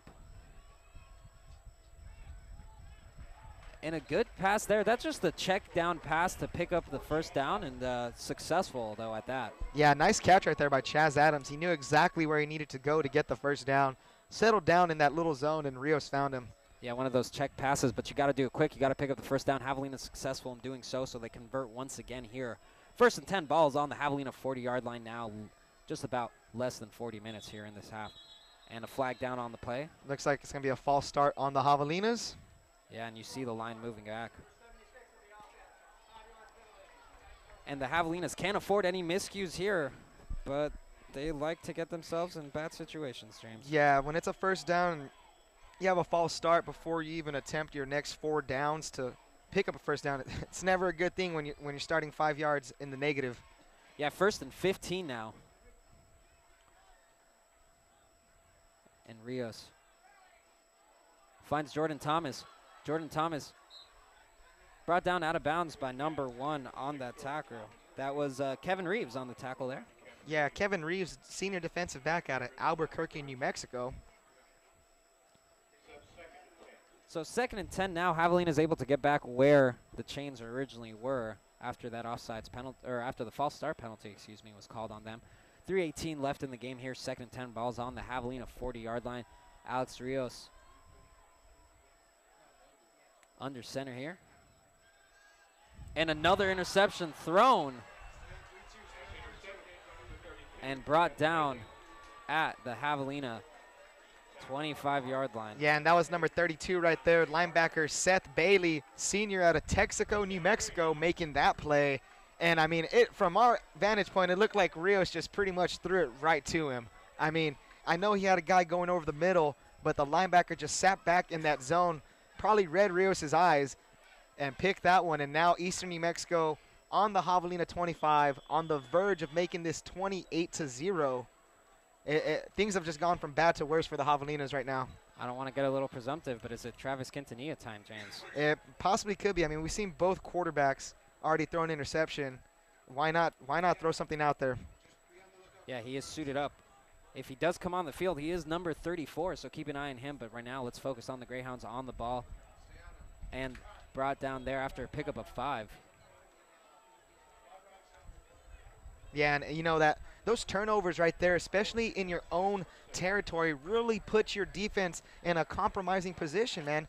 You know, defenses are supposed to defend the length of the field, not 30 yards of the field. That's always a tough thing for this defense right here. Yeah, that's a good point to mention, James, that both interceptions thrown so far in this game have been on their own territory. So the Javelinas struggling as they have been doing this season so far. And Burma has it, and Burma sacked for the first time this game. Let's give credit to number 41 on that tackle. That's Mark Sevier packing Burma's lunch for him. Definitely packing his lunch for him, Ferris. Sevier, senior out of San Antonio, Texas. Looks like there's a timeout on the field. And so we'll be right back on the Javelina Broadcast Network. Hi, I'm Kristen Walters, and I'm a student athlete at Eastern New Mexico University. I'm standing with some other great athletes from the Lone Star Conference, and we're talking about respect. When you're at our games, we encourage enthusiastic support of your team, but we also ask that you support the entire conference by treating all fans, officials, coaches, and student athletes with respect. We're all in this together, the Lone Star Conference. Javelinas with their first sack of the game right before the timeout is called, makes it 3rd and 10. 2:23 left in the first half, and welcome back, folks. I'm Ferris Bauer with the Javelina Broadcast Network. Got James Espinoza by my side, and the Javelina Broadcast Network, a completely student-run production. So all the students here at A&M Kingsville working hard, bringing you a good broadcast so far. And Burma is going to go for the pass, and he's sacked once again, and that's number 7 on that tackle, Braden Robinson. Packing another lunch for Jeremy Burma. He might be full now. Back-to-back sacks for the Javelina defense. They're showing some kind of signs of life right here. They must be tired of this Eastern New Mexico team driving up and down the field And you know what? Great sack right there by Braden Robinson. Another timeout called here, so we'll take a quick break. We'll be right back after this. Every week, Lone Star Conference football is its own saga. Are you the hunter or the hunted? The bug or the windshield? Don't slip up. You can't take a week off. We play 7 regular season games. But that's just the beginning. In November, the conference playoffs will settle the score. You want to be the champion? Prove it. Who will be the last team standing? Conference playoffs. We're the one. Javelina's able to, pick up some momentum on those back-to-back sacks. Give credit to Braden Robinson, respectively. Sacks, both unassisted as well. Yeah, definitely unassisted right there. And it's a 4th and 13. It looks like the offense is going for it, Ferris. Yeah, Burma is going to go for the throw, finds number 28. And not enough for the first down, so turnover on downs. 2:07 left in this first half. So a turnover on downs here. Javelinas do have a chance to at least try to put some points up on the board. That was a big time hit by Trey Oliver, number 36, defensive back sophomore out of Pearland, Texas. He laid the wood on that Eastern New Mexico defender. Turnover on downs. Let's see if the Javelinas can finally put something on the board right here and go into halftime possibly 21-3 or 21-7. Taking the field now. We'll see who's under center for the Javelinas. And it looks like it's Sebastian Taylor once again. And the quarterback carousel continues on. Yeah, we'll see. It's just a rotating door here when you're under center for the Javelinas, isn't it? Definitely. So Sebastian Taylor going to try things out for himself, and the Javelinas just going to go to whoever works. And hands it off to Sean Vasquez, who's able to pick up about 1 there on that play. Yeah, and these running plays right here, burning some time off the clock. You would think the Javelinas are going to go downfield with a pass sooner or later. Yeah, they certainly need to, and it looks like they will here. Sebastian Taylor under center with less than 2 minutes left. And a big pass here. And no one there. He threw it away completely. But the clock does stop at 1:42. Yeah, clock does stop at 1:42. A 3rd and 8 from the Javelina own 24. And you got to wonder, with the quarterbacks just rotating in and out like that, the camaraderie with the receiving core. They're seeing a different guy here and there. I know they say it doesn't matter who's back there, but it kind of does to an extent when you have a rhythm going with your offense. Yeah, most definitely. 3rd and 8 now, 1:42 left in this first half. Javelinas should be going for the pass here, and they find Jordan Thomas. Jordan Thomas, looks like the refs are going to say he did step out of bounds. Yeah, he's going to be about 5 yards short of that first down. So 4th and 5. 1:38 left on the play, and it looks like the punt squad's going to come out. They don't want to risk anything a little too crazy here. There's just too much time on the clock as this first half ends. So Max Lenning on this punt. And a good punt here by Max Lenning. Nice spiral punt right there from Lenning. Oh, and he's going to run it. And that's number 1, Kevin Reeves, excuse me, brought down at about the 50-yard line. So 1:26 left. Javelina's defense needs to stay strong, but it looks like they're going to go into this half trailing by 21 points. Yeah, definitely, Ferris. And with 1:26 left, Eastern New Mexico is a run-heavy team. You got to think they stick to their bread and butter right here, but we have seen Burma connect on a 75-yard pass to Jacob Johnson. I wouldn't be surprised to see the Greyhounds right here put one up in the air and try and get greedy before the half to get some more points. Yeah, and they definitely will want to do that. It's always good to pad your lead. There's certainly nothing wrong with that, and I think they know it. And like we said, Quintanilla, one of the players that we might see out here, is suited up, and he's got his helmet on, James. Yeah, he does. Number 34 out there, keeping not the traditional quarterback number, but he's keeping his number from high school back in his Refugio days, where he did break the all-time Texas passing record. Yeah, we'll see if he takes the field in the second half. Right now, the Javelinas could use anything. Burma, big pass to Jacob Johnson, but a flag down on the play. Let's see what happens. It looks like it's going to go on the offense. Yeah, and Braden Robinson was in the backfield once again. He goes to a knee, but he appears to be okay. Yeah, maybe just Charlie Horse there. As Robinson goes off the field. I mean, when you got a guy like a freshman like Braden Robinson who's just been wreaking havoc on the defensive line for the Javelinas, he's been one of the standouts so far, Ferris. You always see number 7 in the backfield trying to make a play somehow. Hopefully he's okay as he heads off to the sideline. Yeah, it's probably going to get reevaluated. You know, he walked off on his own power and, you know, on his own will. Under a minute here, though. Let's see what happens. Burma. And pressured hard by Henry Greathouse there, forcing Burma to make a decision. Yeah, that was a nice rush right there from Henry Greathouse. He came in. Yeah, you saw him run to Burma quick. Yeah, virtually untouched on that play. It's going to bring up a 3rd and 15 for this Javelina defense. And maybe the Javelina defense is finally settling into some kind of rhythm here. If they can maintain the score like this, the offense has a chance to get them back into this ballgame. We just need to see a lot more out of the Javelina offense for that to happen. Yeah, 47 seconds left now. After that incomplete pass, the clock will be stopped. It's 3rd and 15 on this play, so Javelinas might even get one more shot at the ball. Let's see what happens here. And stopped quick. That is number 11 for the Javelinas, A.A. Va'alu. And A&M Kingsville takes a timeout so they could get themselves a punt return here. So we'll be right back on the Javelina Broadcast Network. We are Lone Star Conference student athletes. We're working hard to become the next national champion. To be the next Hall of Famer.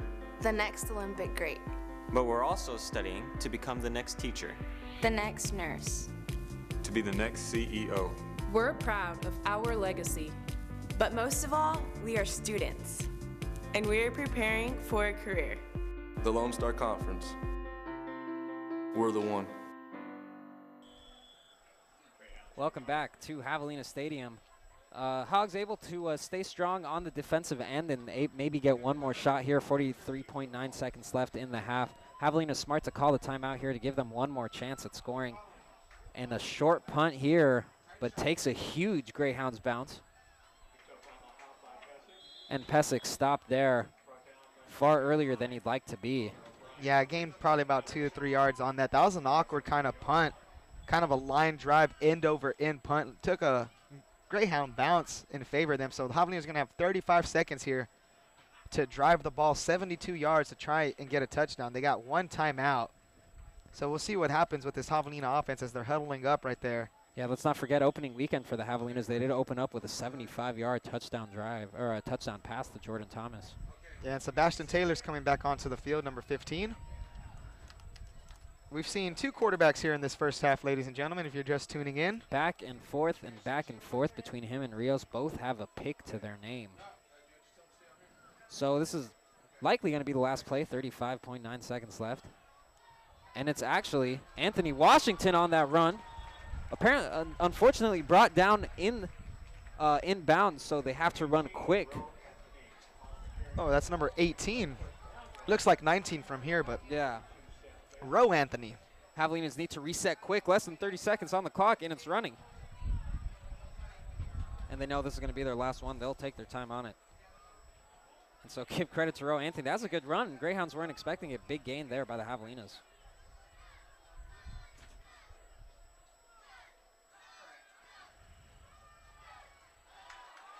And Patrick LaFleur able to run out of bounds with 5.6 seconds on the clock, so a big gain by Patrick LaFleur, and the Javelinas find themselves running down quick. And boy, would the Greyhounds be a little disappointed if they go into this halftime giving up a touchdown with less than a minute on that clock. Yeah, definitely so. 5 seconds left. I mean, you got to think the Javelinas have 1 timeout. They might have a shot for a play over the middle and a quick timeout to line up for a field goal. Other than that, they're going to have to go deep to the end zone on this play. Sebastian Taylor looking at the side for the play call. And good job by Patrick LaFleur, able, football smarts and enough to get out of bounds and leave the clock there at 5.6 seconds left. This will be the last snap for the Javelinas. And Sebastian Taylor is going to run it, and he trips it, and they're going to say down by contact. So Sebastian Taylor a little slow to get up there, and that's going to end the half. So the Javelinas trail 21-0 now, and we'll take a break. We'll be right back on the Javelina Broadcast Network. Every week, Lone Star Conference football is its own saga. Are you the hunter or the hunted? The bug or the windshield? Don't slip up. You can't take a week off. We play 7 regular season games. But that's just the beginning. In November, the conference playoffs will settle the score.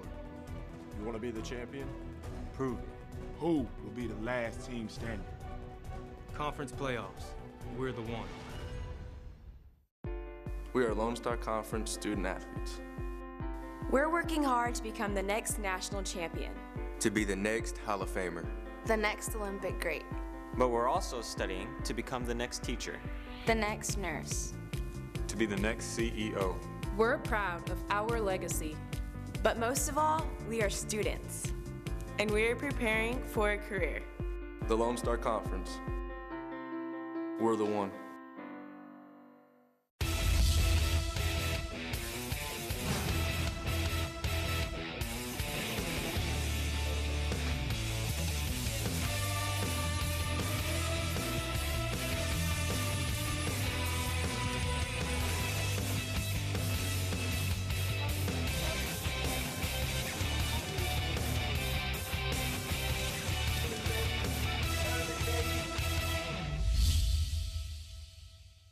Hi, I'm Emmanuel Ibanez, and I'm a student athlete at Texas A&M Kingsville. I'm standing here with some great athletes from the Lone Star Conference, and we're talking about respect. When you're at our games, we encourage enthusiastic support of your team, but we also ask that you support the entire conference by treating all fans, officials, coaches, and student athletes with respect. We're all in this together. The Lone Star Conference. We're the one.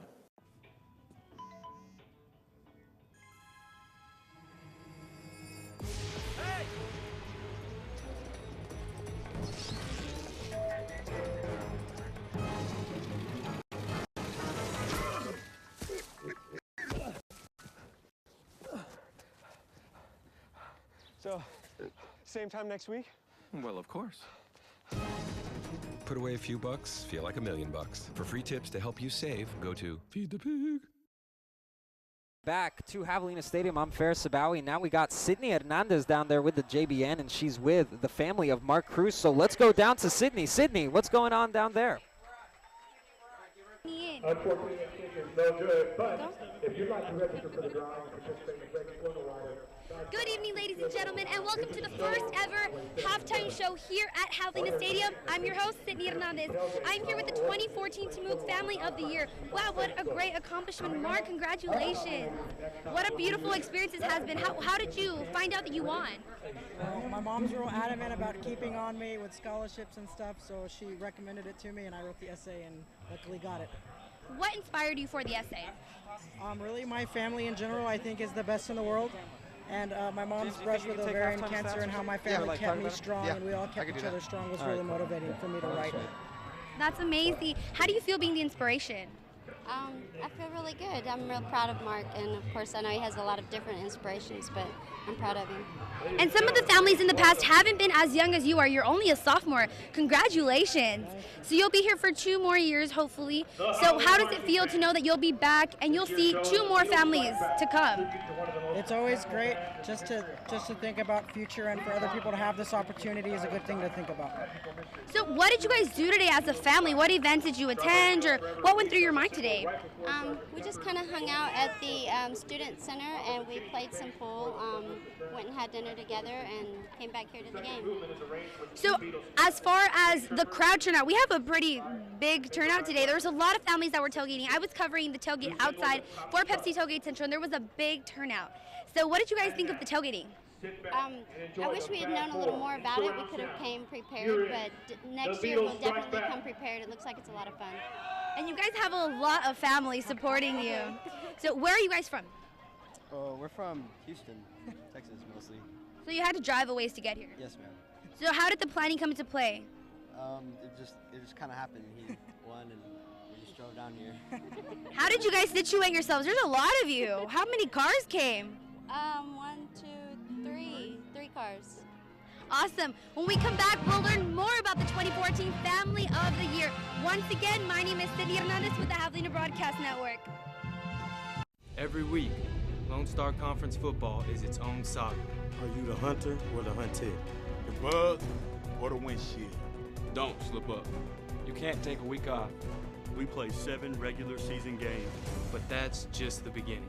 In November, the conference playoffs will settle the score. You want to be the champion? Prove it. Who will be the last team standing? Conference playoffs. We're the one. We are Lone Star Conference student athletes. We're working hard to become the next national champion. To be the next Hall of Famer. The next Olympic great. But we're also studying to become the next teacher. The next nurse. To be the next CEO. We're proud of our legacy. But most of all, we are students. And we are preparing for a career. The Lone Star Conference. We're the one.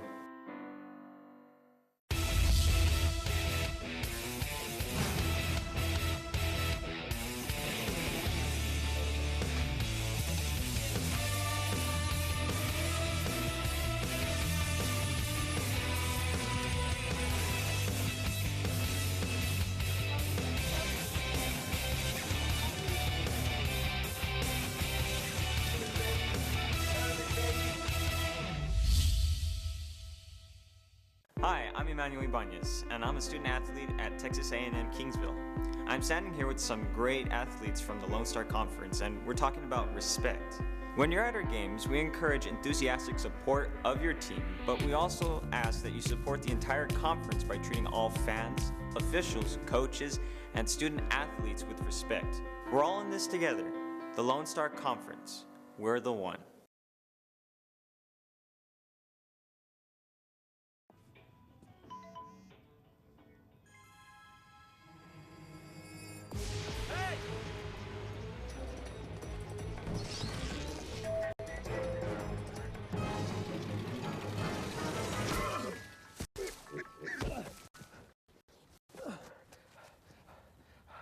So, same time next week?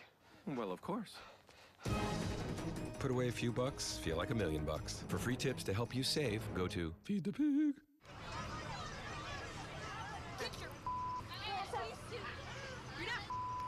Yes, I am.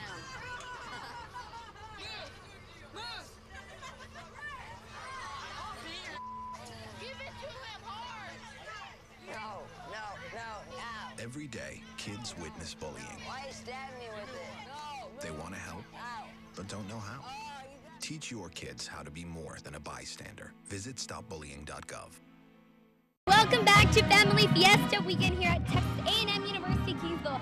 I'm here with the Cruz family who won the 2014 Family of the Year. Now, we talked about how the SAU row was such an inspiration. Your mother was the inspiration. You guys drove all the way from Houston. I mean, there's a lot of families out here, and they picked you. How does that feel? It's pretty awesome. It's nice to know that hard work pays off, and to have such a big family here is really good for all of us. And someone told me that your major is chemical engineering. Is that correct? That's right. That's pretty hard stuff. I mean, I hope that you have all your support from your family. Obviously you do. They came all the way down here to see you. So is there anything you'd like to tell them before we head off? To my family, all you guys are great. It's awesome, and I love you all so much. It's really glorious to have such a big family and that all support me throughout everything I do in life. I know they'll always be there for me, so thank you guys. Well, we have the Cruz family here on Javelina Stadium. Once again, thanks for joining us for the Javelina Broadcast Network halftime show. I'm Sydney Hernandez. Keep it locked in the Javelina Broadcast Network to continue watching the Javelinas against the Greyhounds. Every week, Lone Star Conference football is its own saga. Are you the hunter or the hunted? The bug or the windshield? Don't slip up. You can't take a week off. We play 7 regular season games. But that's just the beginning. In November, the conference playoffs will settle the score. You want to be the champion? Prove it. Who will be the last team standing? Conference playoffs. We're the one. We are Lone Star Conference student athletes. We're working hard to become the next national champion. To be the next Hall of Famer. The next Olympic great. But we're also studying to become the next teacher. The next nurse. To be the next CEO. We're proud of our legacy. But most of all, we are students. And we are preparing for a career. The Lone Star Conference. We're the one.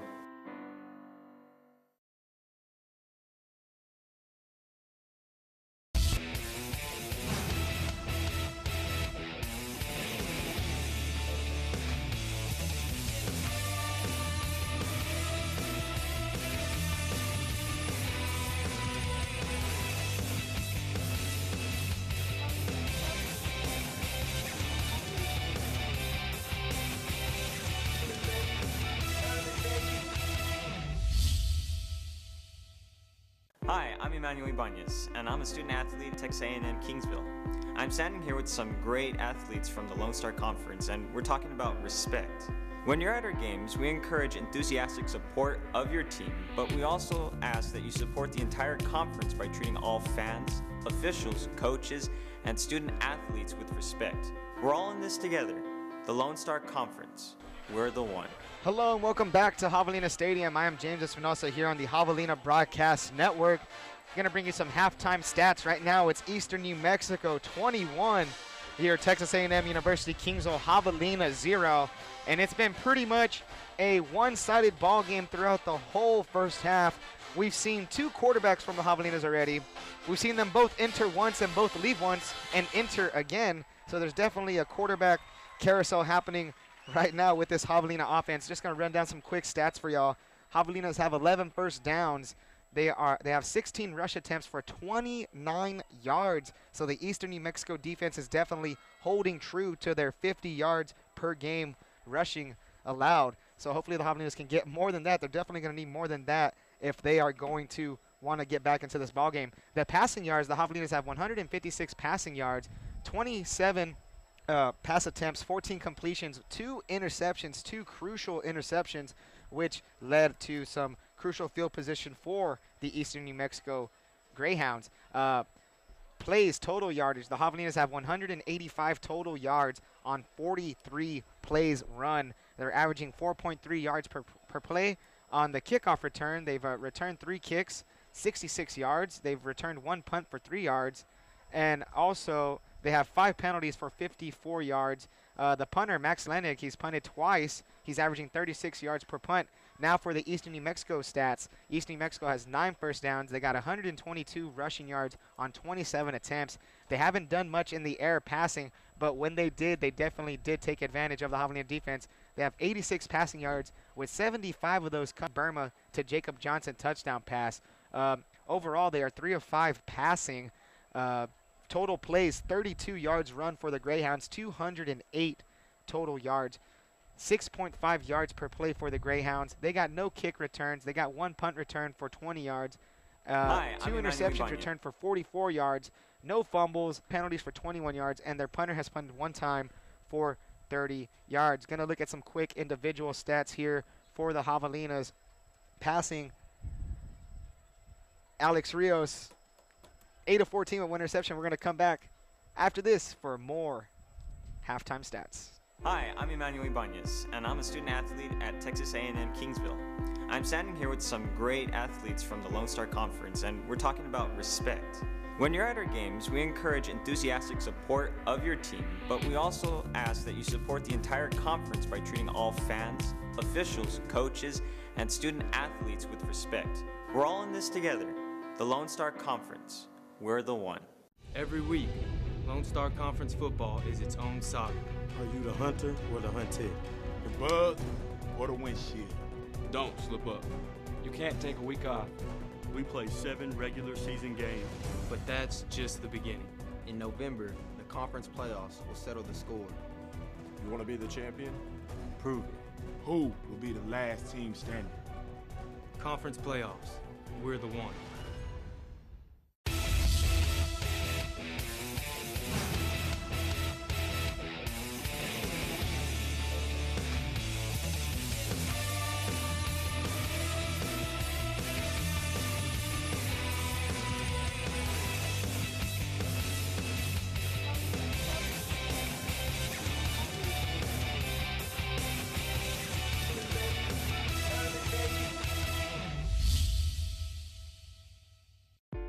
We are Lone Star Conference student athletes.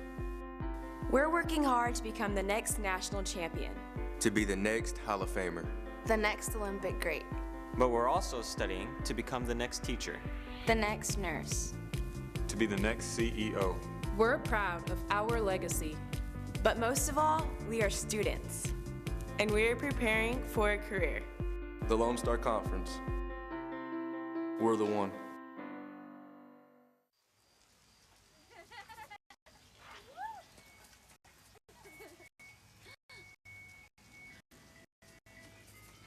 Mom, can we get some ice cream? Please, Mom, please. No, we're having dinner soon. Please.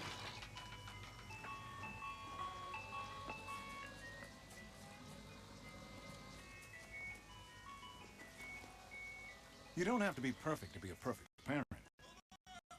There are thousands to care who will take you just as you are.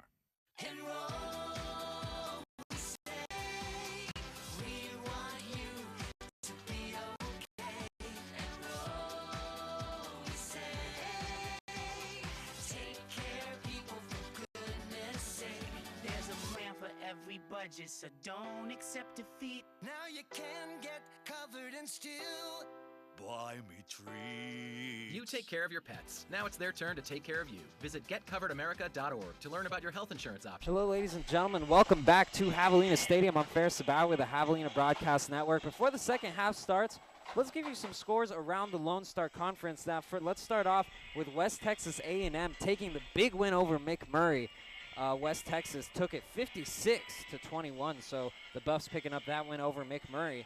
A&M Commerce right now, they have the ball to start the third quarter off here. Actually, they're in halftime right now, and they're leading Tarleton State 33-10. So we knew the Lions would come out strong, James, and they have done so far.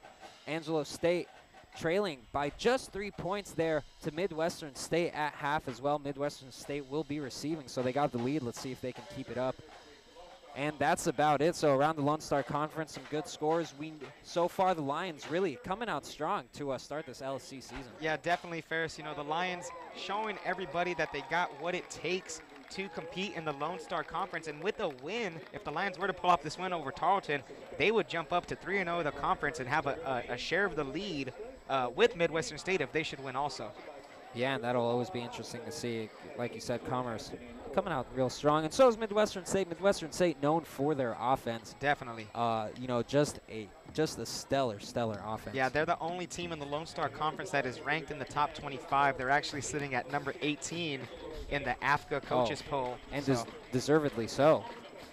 As the second half comes here, I guess we should shift the topic of conversation back to the Javelinas and the Greyhounds. But we'll take a quick commercial break before we get there, so we'll be right back on the Javelina Broadcast Network. Every week, Lone Star Conference football is its own saga. Are you the hunter or the hunted? The bug or the windshield? Don't slip up. You can't take a week off. We play 7 regular season games. But that's just the beginning. In November, the conference playoffs will settle the score. You want to be the champion? Prove it. Who will be the last team standing? Conference playoffs. We're the one. We are Lone Star Conference student athletes. We're working hard to become the next national champion. To be the next Hall of Famer. The next Olympic great. But we're also studying to become the next teacher. The next nurse. To be the next CEO. We're proud of our legacy. But most of all, we are students. And we're preparing for a career. The Lone Star Conference. We're the one. Hi, I'm Emmanuel Ibanez, and I'm a student athlete at Texas A&M Kingsville. I'm standing here with some great athletes from the Lone Star Conference, and we're talking about respect. When you're at our games, we encourage enthusiastic support of your team, but we also ask that you support the entire conference by treating all fans, officials, coaches, and student athletes with respect. We're all in this together. The Lone Star Conference. We're the one.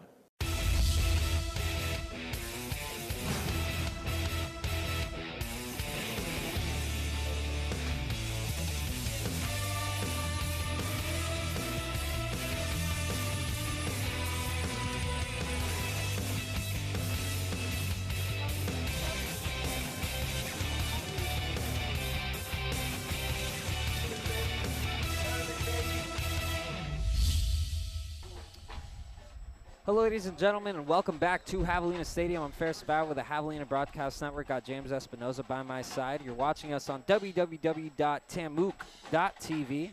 We are a completely student-run production here at the Javelina Broadcast Network. So a lot of things going on here. Javelinas just got off the worst half of their season, James. Yeah, definitely so. It was a half that you saw the offense move the ball a little bit, but they just struggled to convert the crucial plays. One blocked field goal, one missed field goal for the Javelinas. That blocked field goal especially crucial because it led to a one-play 75-yard touchdown pass from Jeremy Burma, that is, to Jacob Johnson. And, I mean, that might have been the turning point in the game right there, Ferris.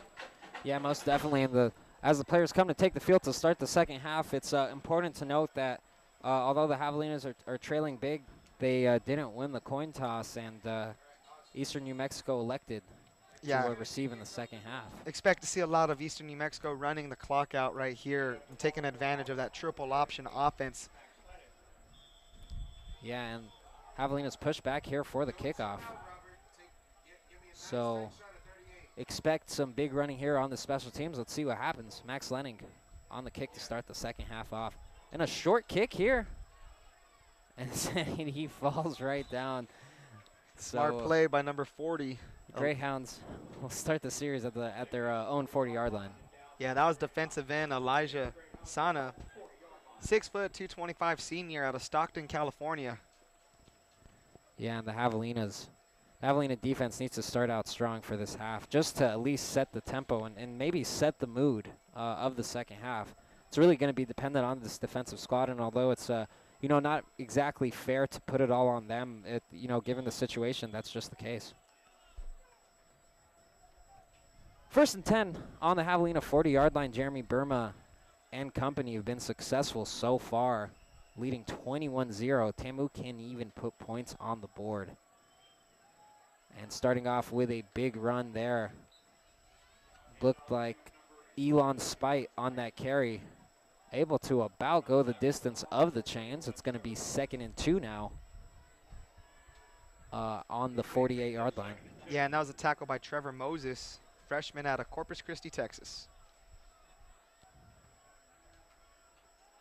2nd and 2. The play clock's at 17.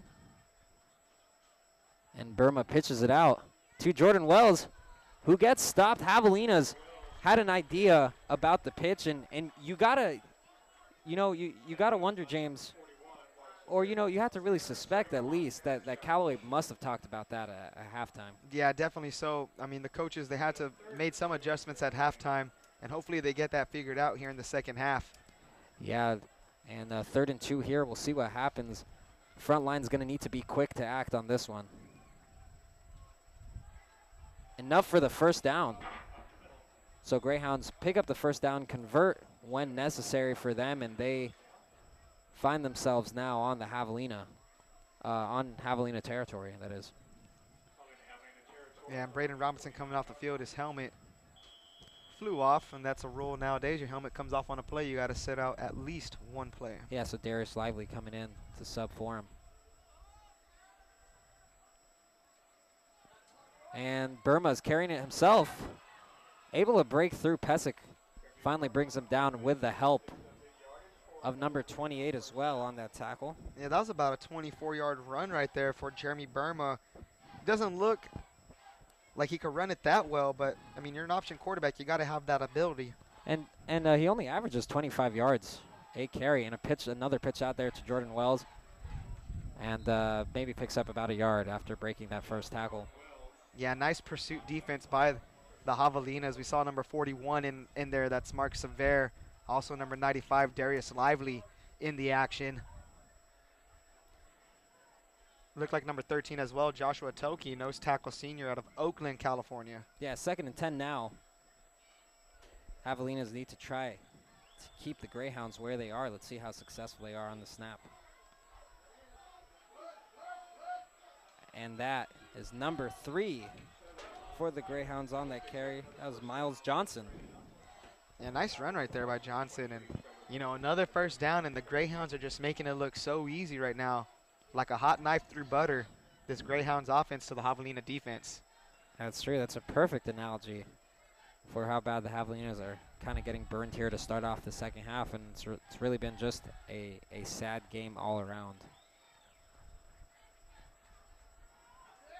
And that is Jarek Tucker, and a fumble on the play. Javelinas do recover, so the Javelinas get it back. They needed to turn the ball over. The first Greyhound turnover of the game, and the Javelinas find themselves able to cause some trouble here. That was Jarek Tucker on that fumble for the Greyhounds. A big-time break right there for the Javelina defense. It appeared that the Greyhounds were on the way to going up 28-0. Fumble by Tucker and a recovery by Mark Sever, so definitely a pretty good series of plays right there for the Javelinas. Sebastian Taylor gets back on the field, and he will stay under center to start the second half, but we've seen Alex Rios a whole bunch, so we'll see what happens. So Sebastian Taylor, he has number 24 next to him, and that is Joseph Te'o.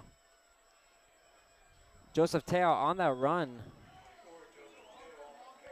picks up about 1 yard there, so it's going to be 2nd and 9. Javelinas, they do get the turnover, but they do have some short field position as well. Yeah, that was a hard-earned 1 yard run by Te'o. He was brought down by number 11, Benjamin Langford, out of Pago, American Samoa. Yeah, a couple of Samoan players on the Javelina team. So Taylor's going to take it again. 2nd and 9. Oh, and what a good pass there. That was number 17 on that reception, Leo Gonzalez. And that's another pass to a tight end that we've seen in this game. Yeah, definitely right there. Nice catch by the redshirt sophomore, Leo Gonzalez, out of Harlingen, Texas. I believe that's his first reception on the day. It's going to bring a 3rd and 4. Definitely a manageable play right here for the Hogs. Yeah, very manageable. 3rd and 4. 11:21 left in this third quarter. You can probably expect a check down pass, as we've seen here, these situations.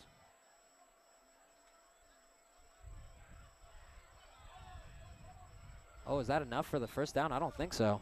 Nah, he didn't even get back to the line of scrimmage right there, Ferris, and that was a slow developing play for the Javelinas. And on a 3rd and 4, you're going up against a team that only allows 50 yards rushing per game. You might want to try your hand at a pass right there, but nonetheless, the punt team is coming out for the Javelinas.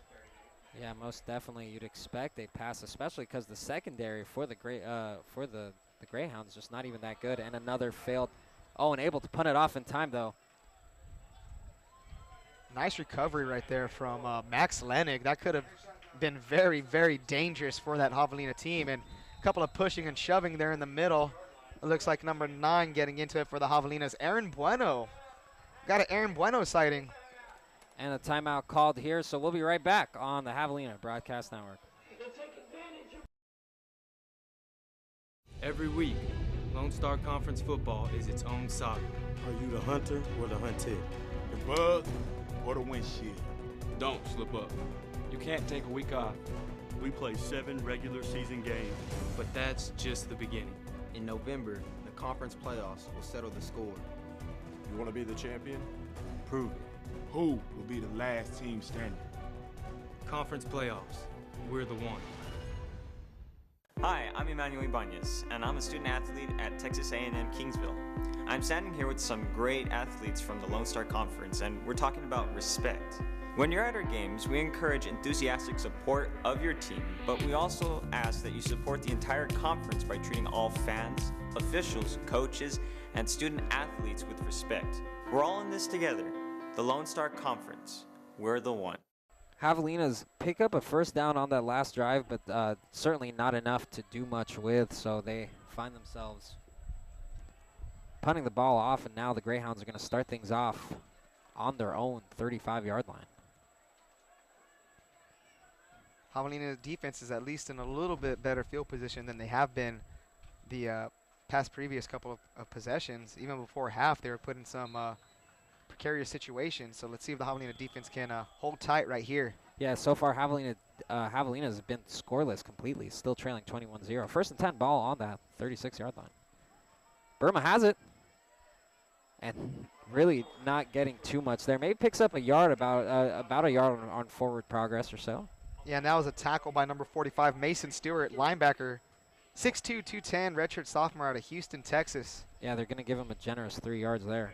Oh, wow, they're going to say his momentum was stopped, I suppose. You got to make sure that secondary doesn't get lazy. We've seen the pass a few times. And brought down again. Good job by the Javelinas. If they can force the Greyhounds to a 3-and-out, we'll see the Javelinas in a little bit better position here. Let's see what happens. Yeah, definitely. I think that was number 95 on the tackle, Darius Lively. Been calling out his name a couple times here in the past series or two. Yeah, let's see what happens here. 3rd and 4. And they're calling for a false start, but no ref threw the flag. Play clock at 11. And that's enough for the first down, just enough for the first down. So that's going to deflate the Javelina momentum just a little bit. Yeah, and you see those kind of plays from the Greyhounds right there. They just run them so quick with such precise timing. The tempo is just right, and they catch the Javelinas off guard with that little sweep play. Yeah, not used to seeing, you know, a shovel pass that far there. First and 10 now. Ball's on the Greyhound 46-yard line. And looks like they're trying to go for it again. Wells breaks through and finds himself in Javelina territory. Man, that was an excellent run right there by Wells. Split the Javelina defense right in half, picked up the first down, and now East New Mexico is on the Javelina 40-yard line. Well, if you recall on the play before that one, they went to Kamal Cass on that sweeping pitch there. And Kamal Cass ran the same route, and Javelinas looked forward and just for a little bit, you know, kind of forgot about Wells. And Burma has it, finds the room to work with, and able to pick up 8 yards. Yeah, brought down by Anthony Forker and Kalichia Mushi. Joint effort right there. It's going to be 2nd and 3 for the Greyhounds. 8:18 and counting. 2nd 3. The clock is burning off here. Javelinas, not too much time. Still is the rest of the fourth quarter, but when the Greyhounds have the ball, you know that clock is burning out. That was Kamal Cass on the carry, enough for the first down. Yeah, and a little bit of a struggle there. Nice run right there from Kamal Cass. He's a freshman out of Clovis, New Mexico, so he's a hometown kid for this Eastern New Mexico team. That's right. So Greyhounds pick up their 3rd consecutive. No, I'm sorry, but they pick up another first down there. It's been a lot of first downs, Ferris. Yeah, plenty of them so far. Actually, that was the Greyhounds' 16th. And they hand it off to Wells, and Wells just falls down on the play, but it's enough to pick up about a yard maybe. Yeah, and that was Darius Lively once again. Number 95 for the Javelinas, senior out of Dallas, Texas. 2nd and 10 now after that no-gain play. 7:15 left in the 3rd quarter. Javelinas find themselves in their own territory trying to defend, trying to keep Eastern New Mexico where they're at. And another pitch play here to Kamal Cass. And brought down. There are flags on the play, and it looks like it is going to go on the Greyhounds. Yeah, possibly a holding call right there on number 3 for the Greyhounds. That is Miles Johnson, running back out of Los Angeles, California. We'll see what the call is right here from the officials as they talk it over. And it is a holding on number 3, Miles Johnson. And that's important. It kind of gets the Greyhounds out of that field goal position. Yeah, definitely out of field goal position, 10 yards back. So the Javelina defense needs to try to stay strong. This is, we've seen the Greyhounds run the ball almost every play, but this might be a play they pass at. It's 2nd and 17 here. Yeah, we haven't seen too many passing plays for the Greyhounds, so. And Jacob Johnson, you see him out there, and he's the one with the 75-yard touchdown. Yeah, Burma is 3 of 5 for 86 yards. So far this game, let's see what happens. 2nd and 17. And he's got it. Look for the throw, and Burma almost sacked. And almost an interception. Joe Crow can't keep hold of it. And boy, that would have helped the Javelinas just a little bit more there. Man, and Darius Lively came around the right side of the offensive line of Eastern New Mexico, put a licking on top of Jeremy Burma, and Joe Crow in the secondary had it in his hands. You can see right there he's kind of shaking his head just a little bit. It's going to bring up a 3rd and 17. That could have been a crucial turnover for the Javelinas.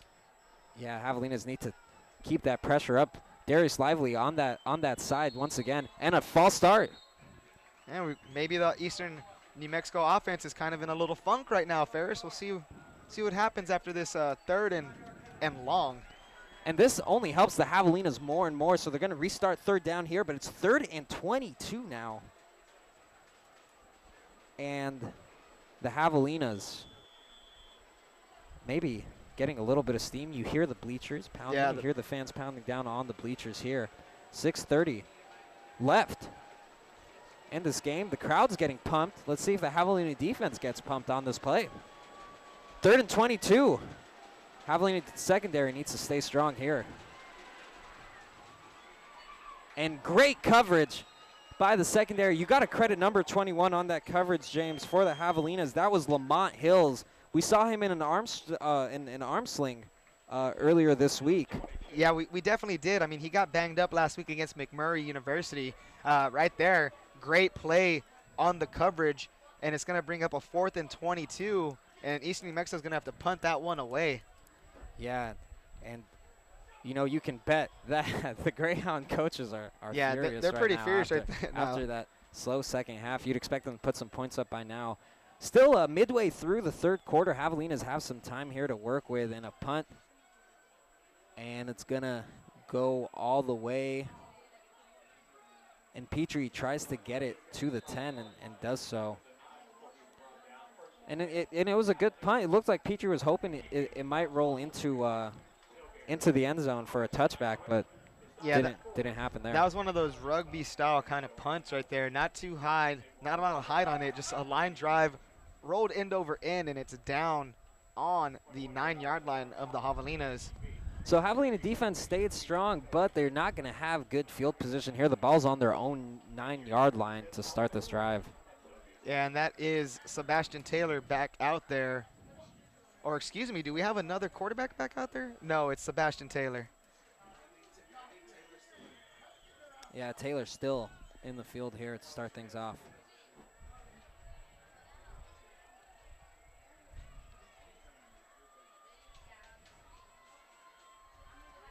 He's going to hand things off to Greg Petrie to start this off, and Petrie gets tackled for a loss there. Yeah, manhandled right there by number 44 of Eastern New Mexico, Elliot Peters. We've called his name before. He's out of Masepa, American Samoa. 2nd and 13 now after the Javelinas were tackled for a loss. Less than 6 minutes now on the clock. And Taylor's still out there with his team. Play clock down to about 8. Oh, and it's Rios out here on the field. Finds Jordan Thomas. Thomas not able to reach him for the catch. So Alex Rios back under center for the Javelinas. And he had Thomas out there. Had his man beat. He had number 1 beat. That was Kevin Reeves. 3rd and 13. Javelinas really need to try to get a first down on this one. 5:30 left on the clock here for the 3rd quarter.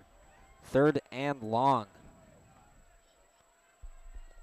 And Javelina O-line needs to be strong here, and it looks like timeout is going to be called. Let's see what the referees say.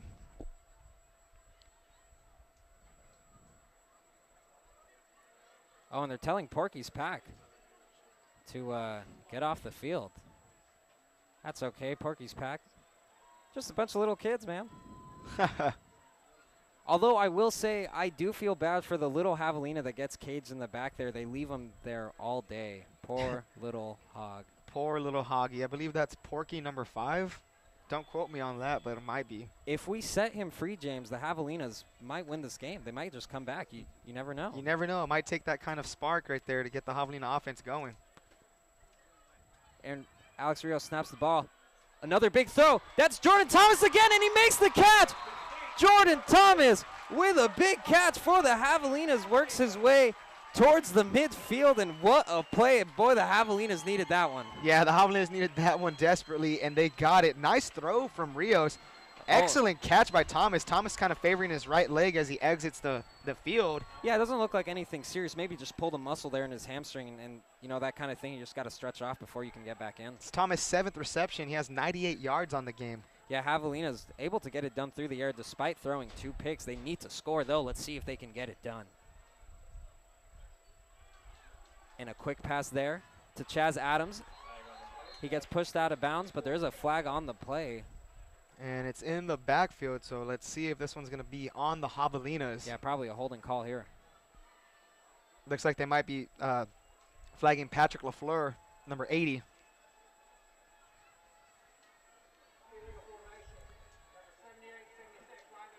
Oh, legal formation.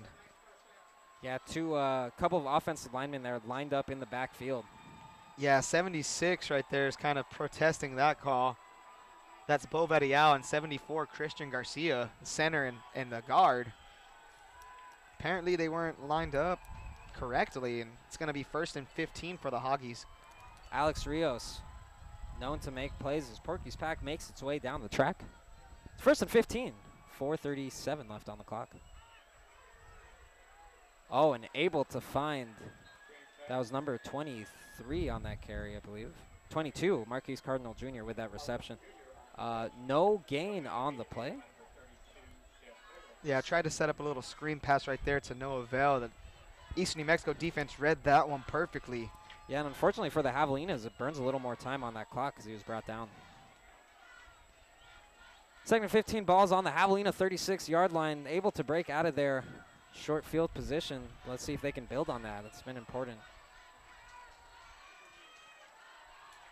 And Rios is going to take it himself and takes a couple hits there, but gets down to his 40-yard line. It's going to be another 3rd and long situation, about 3rd and 11, I believe. Yeah, number 32, linebacker Seth Bailey on the tackle. Yeah, Bailey has an interception on the game so far. Yeah, Bailey has one and Langford has one. And he has to throw it away. No choice there. No choice right there as 3 Greyhounds are getting up off top of Alex Rios. Yeah, it's going to be 4th and 10. And they're going to get Rios for an intentional grounding. They're going to say he was in the pocket when he threw it, which he was, and there was no receiver in the vicinity of that pass. Yeah, always a tough call. It's kind of hard to pick up an intentional grounding, but when it happens, it has to be really blatant, and it was on that play. Yeah, so here comes Max Lenig on the punt once again for this Javelina team. Yeah, the Javelinas aren't doing a bad job so far the second half, James. The defense has been doing well, but really just no scoring, and you can't score points. You can't win the game. It's really that simple. And it's going to go all the way to the 27-yard line for the Greyhounds. So a timeout called here. We'll be right back on the Javelina Broadcast Network. Every week, Lone Star Conference football is its own saga. Are you the hunter or the hunted? The bug or the windshield? Don't slip up. You can't take a week off. We play 7 regular season games. But that's just the beginning. In November, the conference playoffs will settle the score. You want to be the champion? Prove it. Who will be the last team standing? Conference playoffs. We're the one.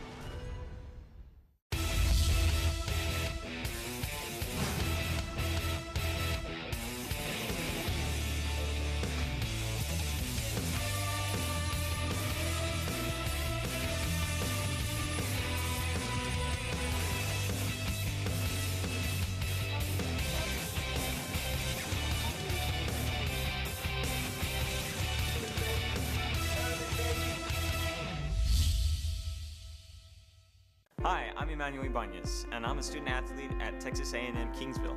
I'm standing here with some great athletes from the Lone Star Conference, and we're talking about respect. When you're at our games, we encourage enthusiastic support of your team, but we also ask that you support the entire conference by treating all fans, officials, coaches, and student athletes with respect. We're all in this together. The Lone Star Conference. We're the one.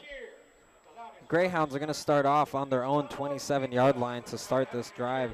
And welcome back. If you're watching us, you're probably on Tamook.tv. I'm Ferris Sabawi. Got James Espinoza by my side here with the Javelina Broadcast Network. So far, still scoreless for the Javelinas, but the Greyhounds have found their way to the end zone 3 times. It's 21-0. Jeremy Burma on that carry to start things off, able to pick up about another 5 or 6 yards, and that's really been the case so far. Javelina defense, though, really different story in the second half, James. Yeah, definitely a different story here. So far, they haven't given up no points.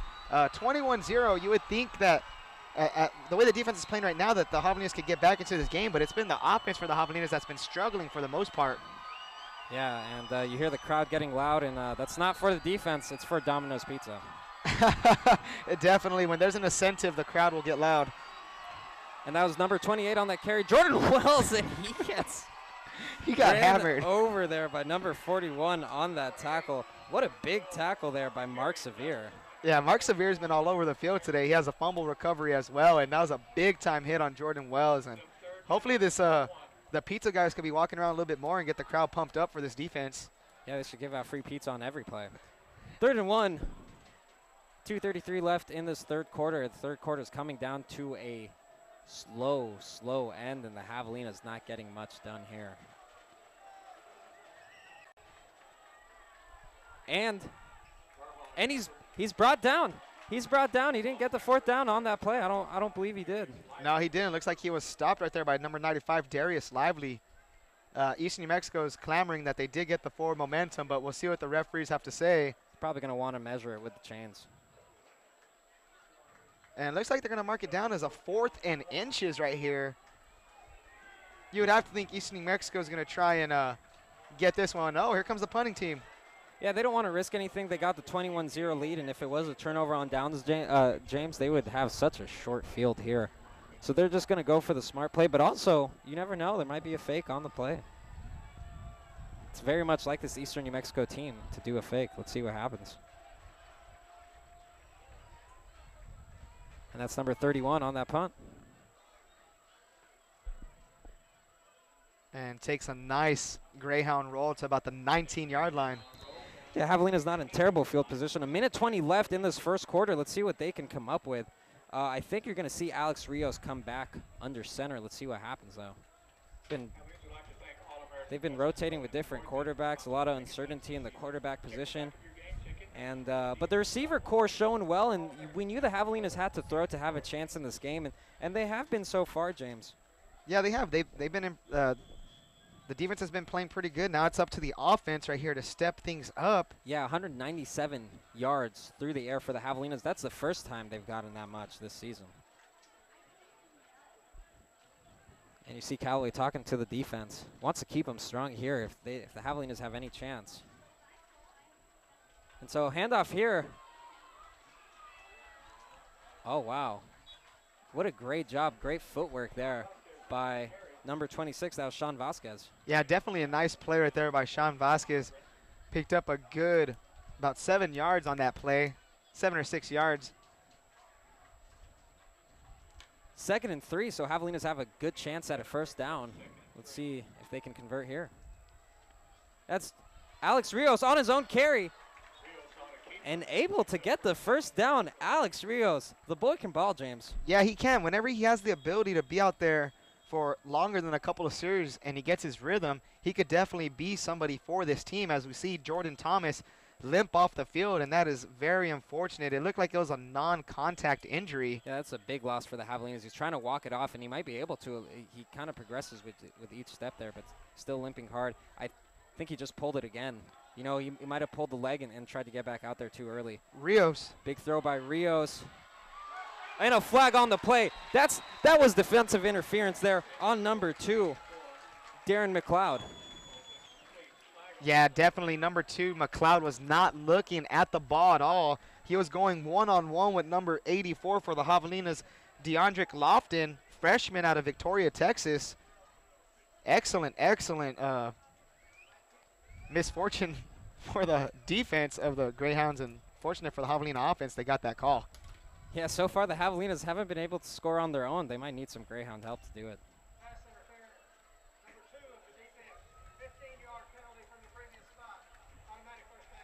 So the Javelinas will pick up the first down on that penalty. The crowd likes it. The fans like it. And certainly the Javelina football team must like it. Jordan Thomas still standing. He is on the sideline still limping. He really did just pull his muscle there, and he's trying to will himself back in. We'll see if he finds his way on the field again. And a low snap there, but Rios keeps it up. 84 intended for that. That was DeAndre Lofton, I believe, once again. Yeah, they tried to go to him again and didn't work. Rios kind of overthrew the pass. And also, he was covered pretty well there. Yeah, he definitely was covered pretty well by Darylyn McLeod. Yeah, Musa Mahmood on the other side of the field. He's definitely one of the bigger receivers for the Javelinas. Let's see if they try to throw to the other side of the field here on this play. 2nd and 10. Ball is on the 49-yard line.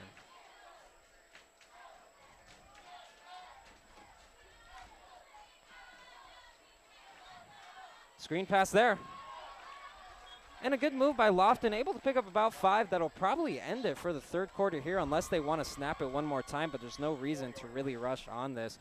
21-point deficit heading into the 4th quarter, not impossible, but boy, is it going to be hard. It definitely is going to be hard. It looks like they're going to try and get a playoff right here. Yeah, they're going to try to snap it one more time, get maybe just one more play while they can.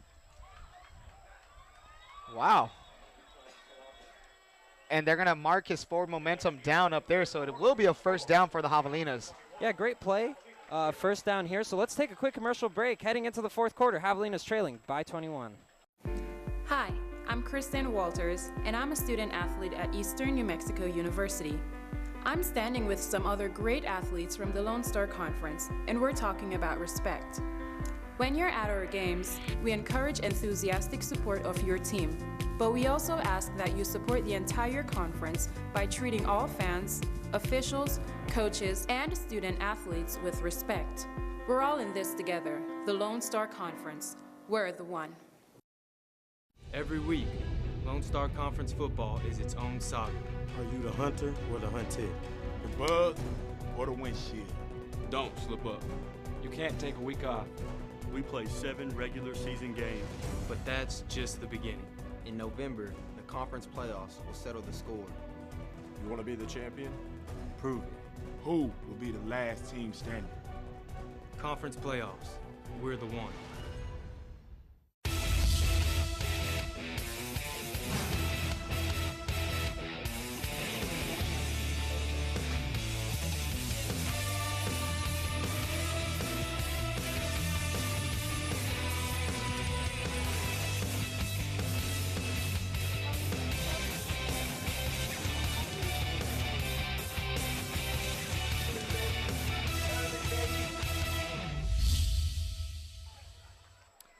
Fourth quarter kicking off here. 15 minutes left in this game. Javelinas trail by 21, but boy, did that 3rd quarter, really bring some good momentum for the Javelinas. They didn't give up any points. That's the first time so far this game they haven't, James.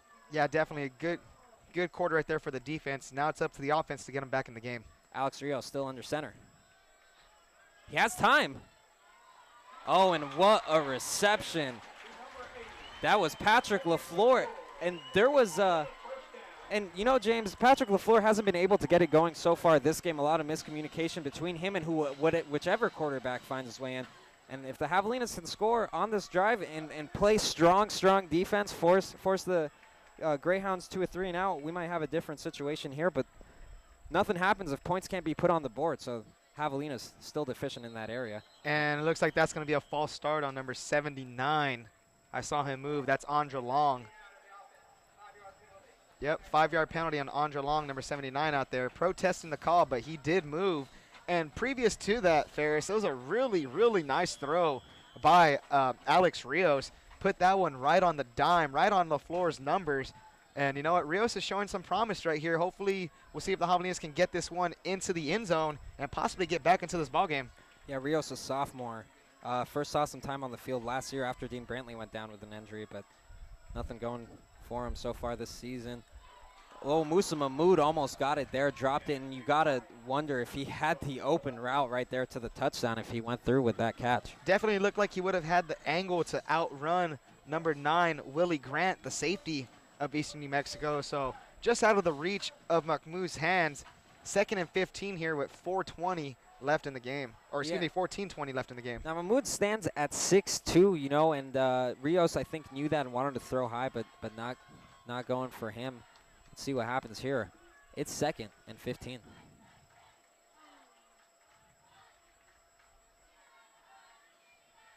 And Rios gets the ball snapped. Has to get out of the pocket. Oh, and LaFleur almost caught that ball but doesn't do so, so it's going to another incomplete pass. It's going to hold the clock dead at 14-15. And it's 3rd and 15. Yeah, definitely a lot of pressure coming on the outside rush by number 11, Langford. Chased Rios out of the pocket. He had an opportunity with LaFleur, but LaFleur would have had to have made a spectacular catch to get that one. Yeah, but ball still pretty close, just no play made. Petrie all the way to the right of Alex Rios. It's 3rd and 15. Let's see what happens here.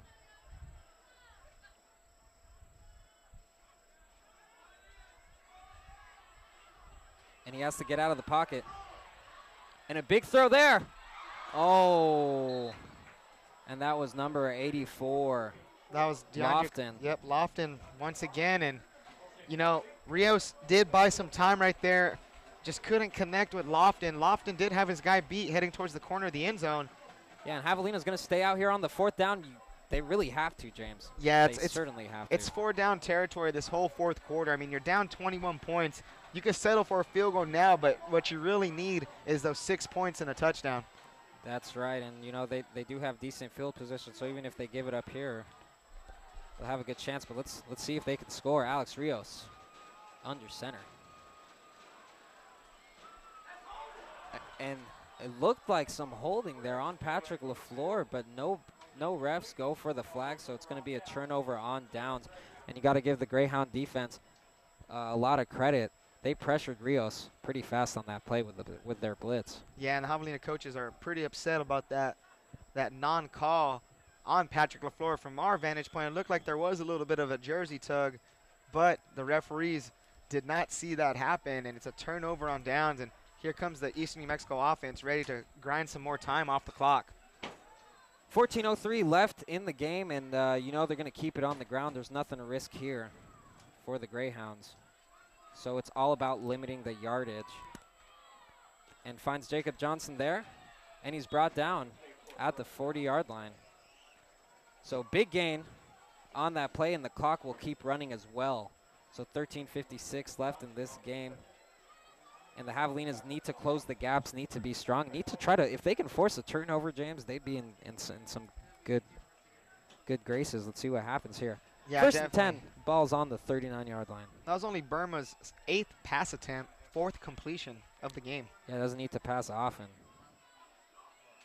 And Burma, and give credit to Henry Greathouse there. Yeah, I got to give credit to Greathouse right there on the pursuit. Brought down the ball carrier. 2nd and about 7. Yeah, so the Javelinas only giving up 3 yards after that big reception there by Jacob Johnson. Let's see what happens here. And you know the Greyhounds are going to take their time with the play clock, considering they got a pretty comfortable lead here. And Burma tried to carry it. And Braden Robinson. There he is. It looked like a drop toe hold, James. Yeah, it certainly did look like a drop toe hold a la WWE in the NWA days. Yeah. Definitely nice play right there from the young freshman, Braden Robinson, out of East Central High School in San Antonio, Texas. Yeah, able to anticipate that play well, give Braden Robinson credit. And I don't want to put Robinson on blast or anything, James, but we had a chance to talk to him. His pregame hype up is actually to color, but it's a very soothing activity. I could see why. Definitely, you know, a guy who has as much aggression as him, I could see something soothing before the game happening. And the pass almost broken up, but not enough.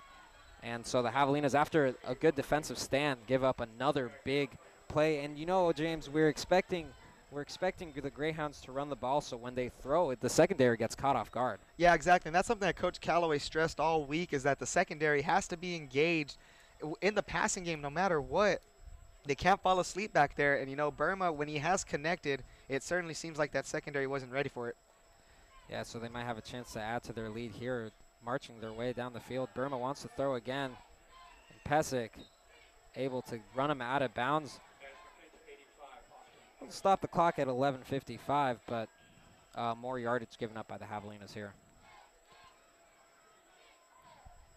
2nd and 1. Very close to the first down as Joe Crow takes a step off the field for the Javelinas.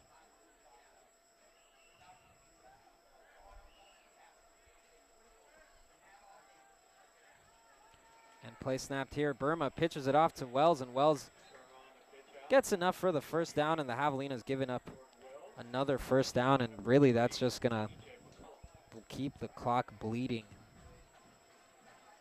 So struggling Javelina team, and we don't see the Javelinas get shut out on their own stadium too often, James, but it's looking like it might happen. Yeah, definitely. It looks like that 14-0 unbeaten streak against Eastern New Mexico here at Javelina Stadium might be coming to an end as well, Ferris. Yeah, not only coming to an end, but coming to an end with a decisive Eastern New Mexico victory.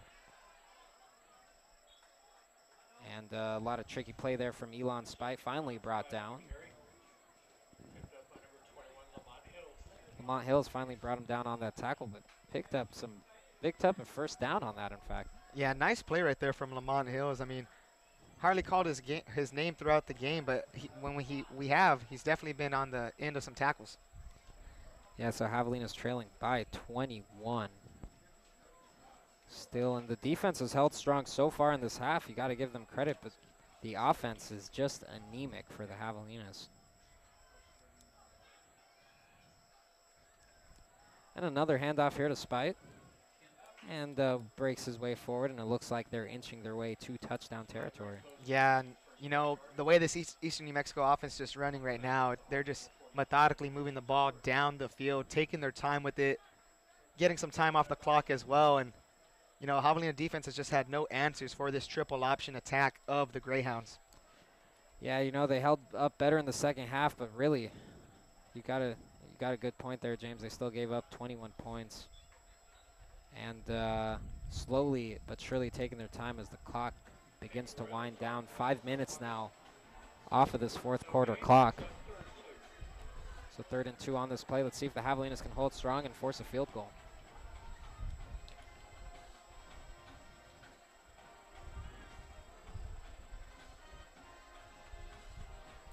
And they're going to take their time on that as the clock bleeds and bleeds and bleeds. 9:41 on the clock now. The play clock is at 10. Let's see what happens.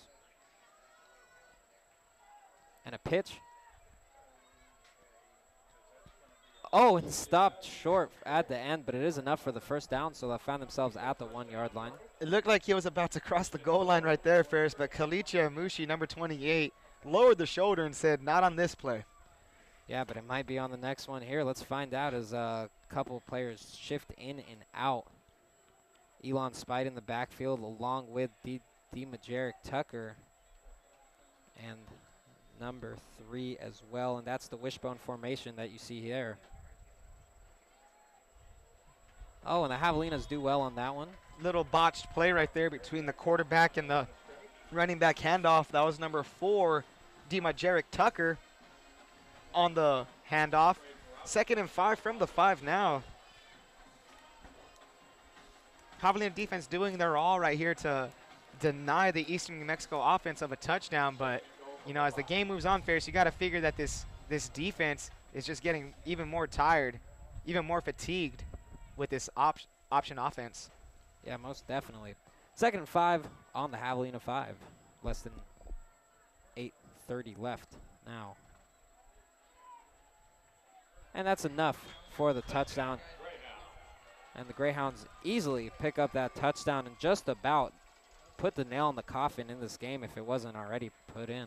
Yeah, you know, the first touchdown given up in the second half by this Javelina defense, they've been fighting pretty valiantly to pitch that shutout in the second half to keep this offense and this team into the game. But, you know, when your defense can only do so much, Ferris. They can't score points for you unless there's a turnover.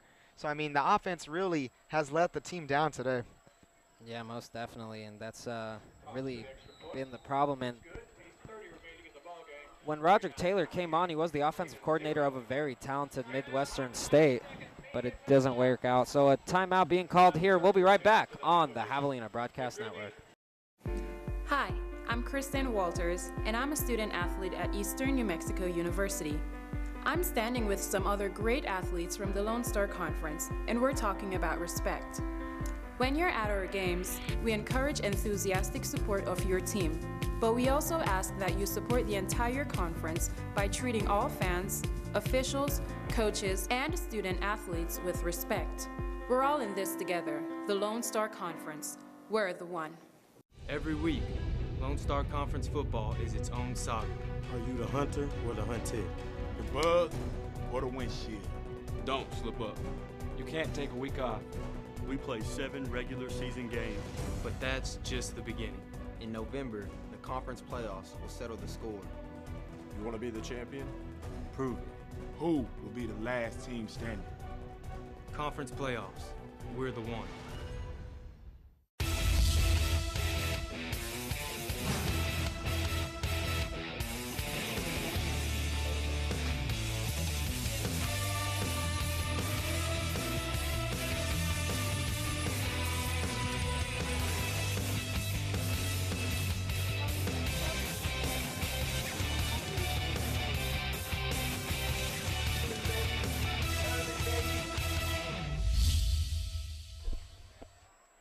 .30 left in this game. Javelinas gave up another touchdown, now trailed by 28, and they're getting shut out in their own turf.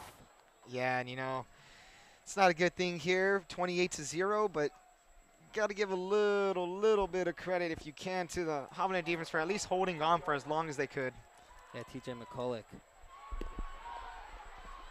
TJ McCulloch trying to change things, but he gets tackled from behind. But good field position nonetheless, puts it at the 35-yard line for the Javelinas. Yeah, some excellent field position to start off this drive with 8:21 left in the game, and you know, McCulloch, that was a nice return right there. He's actually averaging 18 yards per returns, and that was well over his 18-yard average.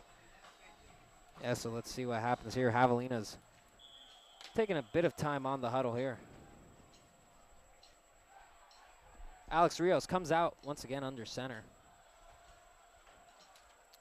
And Javelinas not finding too much offense, and with 8:21 left on the clock, they're not going to be able to pick up enough. And that's Jordan Thomas. But a tough pass and also thrown into traffic there. You know, James, Jordan Thomas himself didn't have too much pressure directly on him, but there were certainly some secondary defenders right there in front of him. Yeah, definitely, Ferris. You know, that's one of those throws up the seam of the field that's always difficult to complete, and just a little bit more possible touch on that one, and Jordan Thomas is off to the races. Yeah, most definitely 8:17 left in this game. 2nd and 10 is the call on the field. Ball's on the Javelina 35-yard line. Rios gets a snap. Going to take the pass from Marquise Cardinal Jr., but Cardinal bobbles it. It's going to bring up a 3rd and 10 now. Yeah, and when even little things like a screen pass, when those things don't work, it makes it even harder. Yeah, definitely. You know, you got to be wondering if you're the offense, especially if you're offensive coordinator Roderick Taylor, just what exactly can this team operate on? You know, what can they work with? And we've seen a lot of mistakes here lately. They have found no solution. Oh, real physical play on Patrick LaFleur. 4th and 10, Javelinas not getting anything done, and the punt squad comes out. Yeah, and that was number 1 on that hit right there, Ferris. We've called his name a couple of times already. Kevin Reeves, 5'9" senior out of Albuquerque, New Mexico. Pretty good hit right there delivered on Patrick LaFleur. Yeah, Max Lenning now on the punt.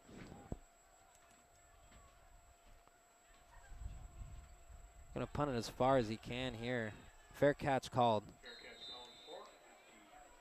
The Greyhounds will have the chance to pad their score here with 8 minutes left on the clock, and what a quick 3rd and out by the Javelinas. Yeah, definitely that was a quick possession for the Hogs. You know, you want to be able to sustain drives. And yeah, if you're the Javelinas, you just got to do something right here. Yeah, that's right. So 8 minutes left on the clock. Javelinas trailing by 28 points. 1st and 10, the ball is on their own 37-yard line. So 8:01 left on the clock here. Burma's still out there with his team.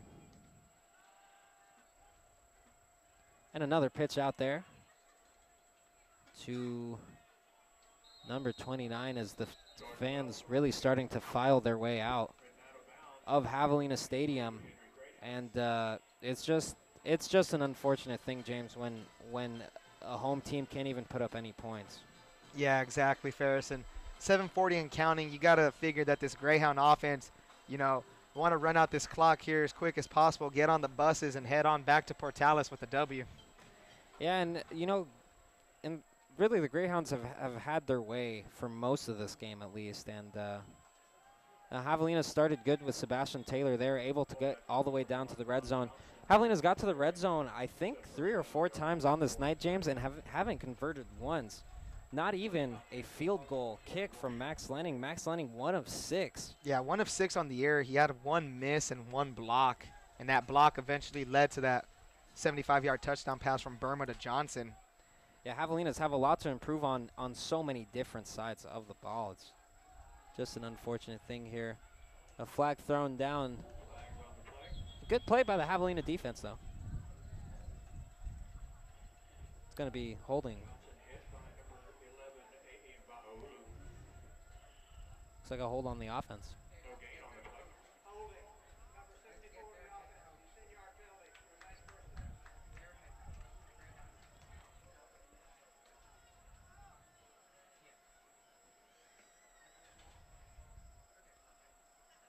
So 1st and 20. Yeah, 6:57 left in this game. Javelina's trailing big. It's going to be 1st and 20 after that holding call. But the clock is running. And the Javelinas must be a little deflated after this win. Yeah, definitely. You know, the crowd virtually silent here. There's a lot of the hardcore faithful as running backs brought down, and there's a couple of flags out. A little bit of jawing going on around the 50-yard line. Yeah, you got to believe that those penalties will be on both teams. It might cancel out, but let's see here. A lot of frustration being showed right now from this Javelina defense. Let's see what the head ref calls here.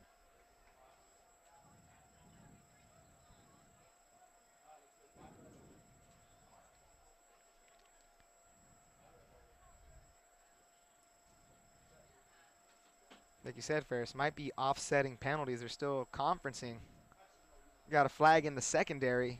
Yeah. Saw a little bit of pushing between Kalichi Amushi and one of the linemen of Eastern New Mexico. Yeah, we saw 2 flags thrown there in the secondary. Let's see what happens here.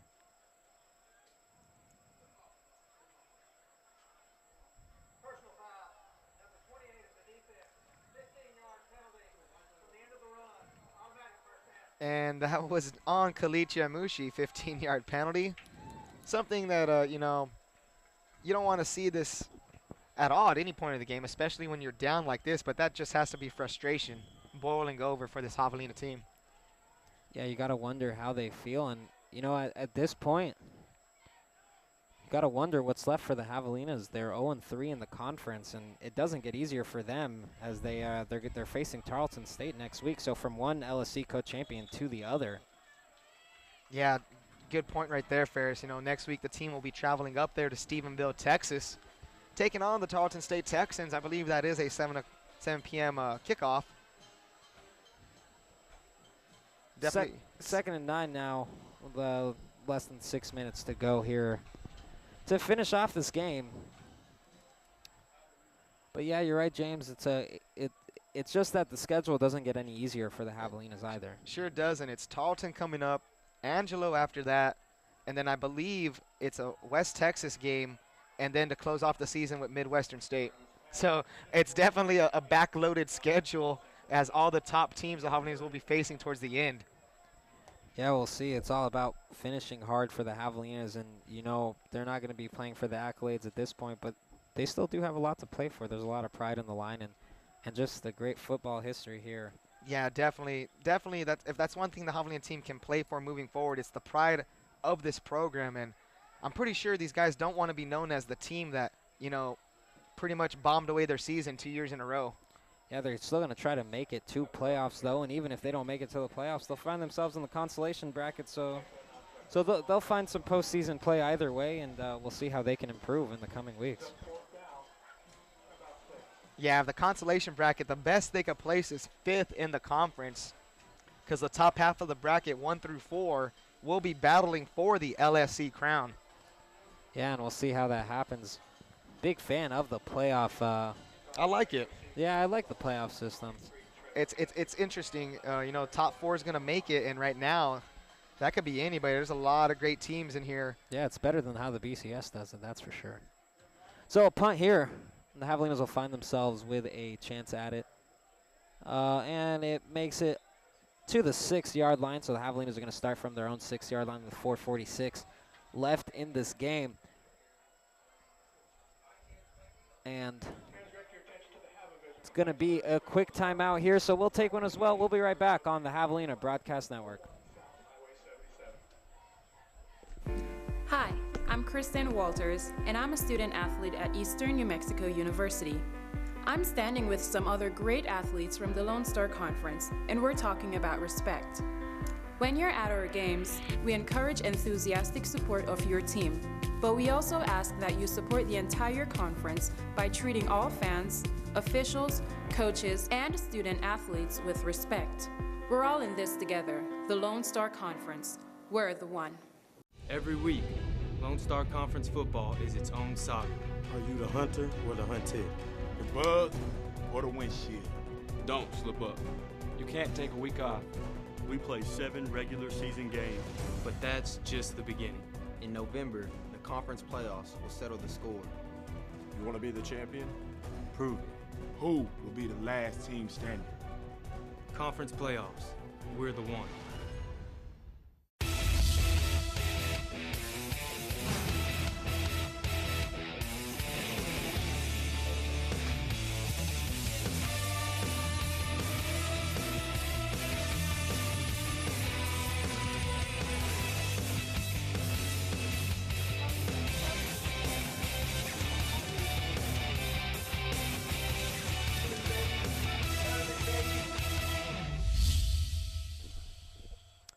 Welcome back to Javelina Stadium. 4:46 left in this game. Javelinas find themselves on their own 6-yard line for this drive. Alex Rios still under center. And a catch there by number 4, Chad Adams, but he was down before he caught the pass, so it's going to be ruled incomplete, so they're going to have to do it again from their own 6-yard line. 2nd and 10. Yeah, it looked like Chaz Adams just didn't get his hands under that one in time as the ball hit the turf. Yeah, and the Javelinas need to get themselves out of this side of the field. 4:40 left in the game. Not much to play for, but really, I really would like to see the Javelinas put some points on the board. And not breaking through, they called Alex Rios' bluff there and able to follow him even after that fake and tackle him. It's going to make it 3rd and 10. Yeah, they read that play pretty much like a book, Ferris. Alex Rios, he's a great, talented athlete, but he's not the best of runners. And that Eastern New Mexico defense definitely exposed that. Yeah, let's see what happens here. 3rd and 12 now, less than 4 minutes on the clock. Javelina's going to take their time on this one. Less than 10 seconds, excuse me, on the play clock.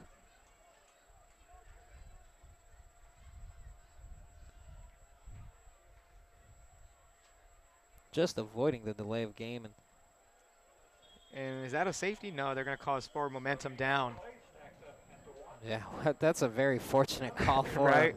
to get called with a forward momentum there. So able to avoid the safety, which is something that's actually, Javelinas have given up a number of safeties this year as well. So it's always a positive to look back on. That's something that Coach Callaway could put on the whiteboard and say, hey, guys, we didn't get that safety at that time.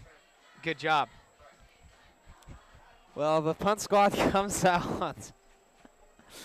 It's 4th and 15 on this drive, less than just about 3:15 and counting here, and couldn't end soon enough if you're a Javelina fan, that's for sure. Fair catch called. It's going to stop dead at about a little bit of a Javelina roll there. It's about the 38-yard line.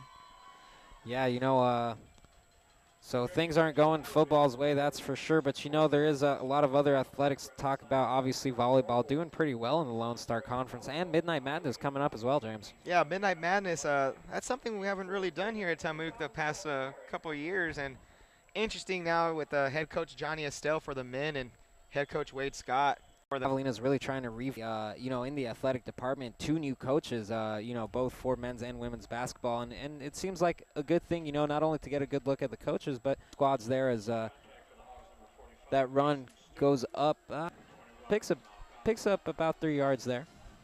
Yeah, about 3 or 4 yards on that, Karen. You mentioned the new coaches of the women, and also there's a new softball coach here, so that's right. Definitely trying to revitalize some of those programs in the athletic department.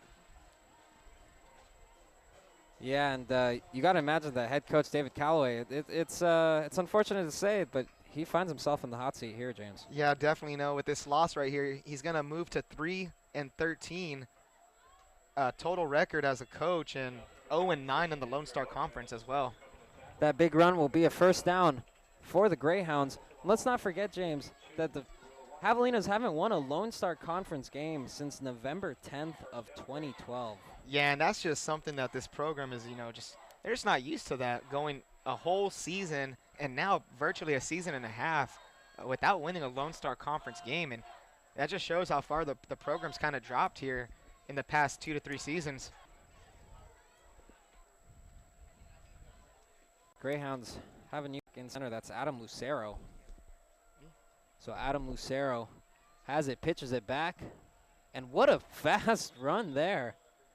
Got some quick legs on number 30 with that run. That was Dylan Metzgar, 5'7" running back, small kid, but boy can run. So we'll take a quick commercial break.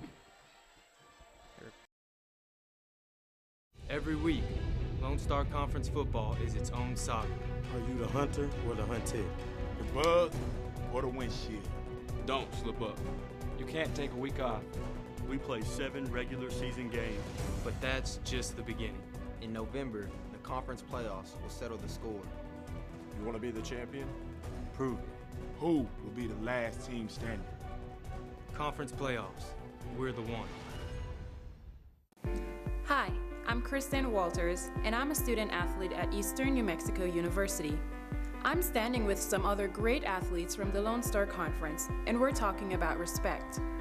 When you're at our games, we encourage enthusiastic support of your team, but we also ask that you support the entire conference by treating all fans, officials, coaches, and student athletes with respect. We're all in this together, the Lone Star Conference. We're the one. And welcome back. Couple injury timeouts going on. It looks like another Javelina's down here. So a couple Javelinas hitting the floor. A couple of them are injured. Yeah, and hopefully those guys can come out all right here as we see the defense take the field once again. Yeah, that's right. So just about a little over a minute left in this game. 1:22 left, and another injury timeout going on, but it looks like they got the player off the field. And just a quick reminder, we're going to have a post-game show. Oh, yeah, stick around for that. It should be good. So 3rd and 3 here, and I'll let James take it away. 3rd and 3, there's a toss to the running back of Eastern New Mexico. He is stuffed in the backfield by number 36 of the Javelinas. Nice tackle right there for number 36. That is Trey Oliver, defensive back. That's going to bring up a 4th and 4, 55 seconds remaining. This ball game is virtually over, folks. 28-0. Looks like Eastern New Mexico is going to try and tack on 3 extra points here as the clock continues to run down. The play clock is at 16. We'll see what happens here with this field goal attempt. Looks like it's about a 37-yarder, or 42-yarder, excuse me. The snap, the kick, it's up, and it is good. Nice kick right there from number 31, Mitchell Cox, sophomore out of Kent, Washington. That makes the score 31-0 in favor of the Eastern New Mexico Greyhounds, and it's probably going to be a 31-0 victory for them as well, unless a kickoff return for a touchdown happens here in the waning seconds. 26 seconds remaining for this Javelina team for the ball game, matter of fact, and it looks like the Javelinas are going to drop to 0-3. 0-3, and you got to question the Eastern New Mexico staff right there. Why don't you just take the penalty and give the ball over on downs? And you know, just run the clock out like that. You don't have to pad on the little bit of the extra points, but that's what they did. And, you know, I'm pretty sure that's going to be in question by David Calloway. He definitely probably doesn't like that. But then again, the fans probably don't like the score on the scoreboard either. 31-0, Eastern New Mexico as they're getting ready to kick off here. Looks like we got Joe Crow and TJ McCullough waiting to receive the kick. Joe Crow, number 25, and TJ McCullough, number 3. 26 seconds left in the ball game. Mitchell Cox getting ready to kick this one off from the 35-yard line. And it's away. Low line drive kick. That one is handled and downed by number 88, Kendall Hensley, sophomore out of George West, Texas, transfer from McMurray University. So with 23 seconds left, you got to figure the Javelinas are going to just take a knee right here, run out the clock. I mean, there's no play that's going to get you 32 points in the victory. Might as well take your loss right here and head to the locker room. But make sure you stay tuned for the post-game show. We're going to be interviewing a couple of players and quite possibly a coach. So make sure you stay tuned to that as soon as we hit the break. And after that, we should have the post-game show. So 23 seconds left. Rios in the shotgun. Got 2 receivers to his left, 1 to his right. 1st and 10 from the 22. And the snap, Rios hands it off to Roe Anthony. Nice little moves right there from the freshman out of San Antonio. Showing a little bit of signs that he could possibly be something here in the future, but looks like that's going to run out the clock. 10 seconds left unless the Javelinas want to run another play. 5 seconds left. And they get the snap off, and it's going to be another handoff to Roe Anthony. He hits the corner, and he is stopped. And that is the ball game. 31-0, Eastern New Mexico wins.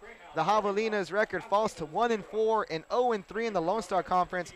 Eastern New Mexico, meanwhile, 3-2 and 1-2 in the Lone Star Conference. Make sure you stay tuned for the post-game show. Thanks for tuning in to the Javelina Broadcast Network.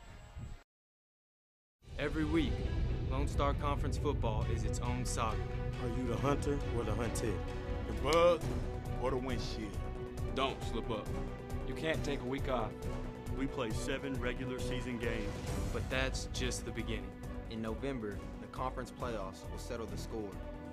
You want to be the champion? Prove it. Who will be the last team standing? Conference playoffs. We're the one. Hi, I'm Kristen Walters, and I'm a student athlete at Eastern New Mexico University.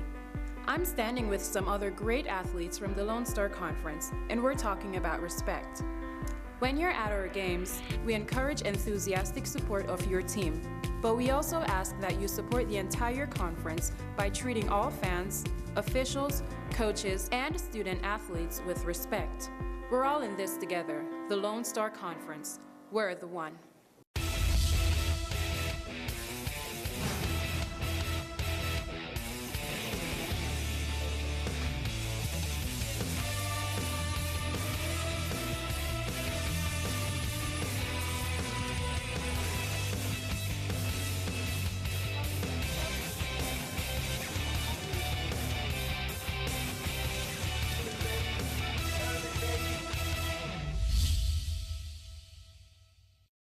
We are Lone Star Conference student athletes. We're home to 280 academic All-Americans. We graduate at a 10% higher rate than the general student body. We engage our communities through service and giving back. We've won 62 regional titles and 8 national championships. In the past 8 years alone. We learn. We serve. We compete. The Lone Star Conference. We're the one. Hi, I'm Emmanuel Ibanez, and I'm a student athlete at Texas A&M Kingsville. I'm standing here with some great athletes from the Lone Star Conference, and we're talking about respect. When you're at our games, we encourage enthusiastic support of your team, but we also ask that you support the entire conference by treating all fans, officials, coaches, and student athletes with respect. We're all in this together. The Lone Star Conference. We're the one. We are Lone Star Conference student athletes. We're working hard to become the next national champion. To be the next Hall of Famer. The next Olympic great. But we're also studying to become the next teacher, the next nurse, to be the next CEO. We're proud of our legacy. But most of all, we are students. And we are preparing for a career. The Lone Star Conference. We're the one. Every week, Lone Star Conference football is its own saga. Are you the hunter or the hunted? The bug or the windshield. Don't slip up. You can't take a week off. We play 7 regular season games. But that's just the beginning. In November, the conference playoffs will settle the score. You want to be the champion? Prove it.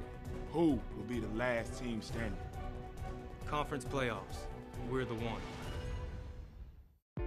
We are Lone Star Conference student athletes. We're working hard to become the next national champion, To be the next Hall of Famer. The next Olympic great. but we're also studying to become the next teacher, the next nurse, To be the next CEO. We're proud of our legacy. but most of all, we are students. And we are preparing for a career. The Lone Star Conference. We're the one. Hi, I'm Kristen Walters, and I'm a student athlete at Eastern New Mexico University. I'm standing with some other great athletes from the Lone Star Conference, and we're talking about respect. When you're at our games, we encourage enthusiastic support of your team, but we also ask that you support the entire conference by treating all fans, officials, coaches, and student athletes with respect. We're all in this together, the Lone Star Conference. We're the one. Hello, ladies and gentlemen. Welcome back. The Javelinas just suffered a 31-0 loss to the hands of the Eastern New Mexico Greyhounds. I have Coach Lynn, the head coach of the Greyhounds, with me now. Coach, you guys have been, you guys have been to 0-14 in Javelina Stadium, able to pick up the first win in program history. So just tell me a little bit about that, first of all. Well, I mean, you look at, you look at Texas A&M Kingsville's tradition, and it's an awful hard place to play. Another thing too, it's not the easiest travel trip in the world. But it's good to come down here and finally get a win. Especially 14 years, and it's good to, like I said, you can't complain. Makes the ride home a lot easier. Yeah, most definitely. Now, you guys have been 0-2 in the LSC, just like the Javelinas, and that was always tough, especially considering you guys were co-LSC champions. So how important was it to get that win for that reason as well? Oh, it's big. Try to get a little momentum. You know what I'm saying? And the Lone Star Conference, the whole conference is tough. I mean, you better come to play every week, and it's good to get a little momentum and finally get a conference win. Yeah, most definitely. And tell me a little bit about that triple option offense. That's one that we don't see too commonly, but you guys seem to master it down. Well, I mean, it's what we like to do. It's something different. Not a lot of other people do it, and hopefully it messes up preparation for the other team, and just because it's different, and we like to consider ourselves different, and that's the reason why we do it. Well, congratulations on coming away with a 31-0 victory. Yes, Thank you sir. so much, All Coach right. Lynn. And we'll be right back with a couple more player and coaches interviews right after this. Okay, thank you.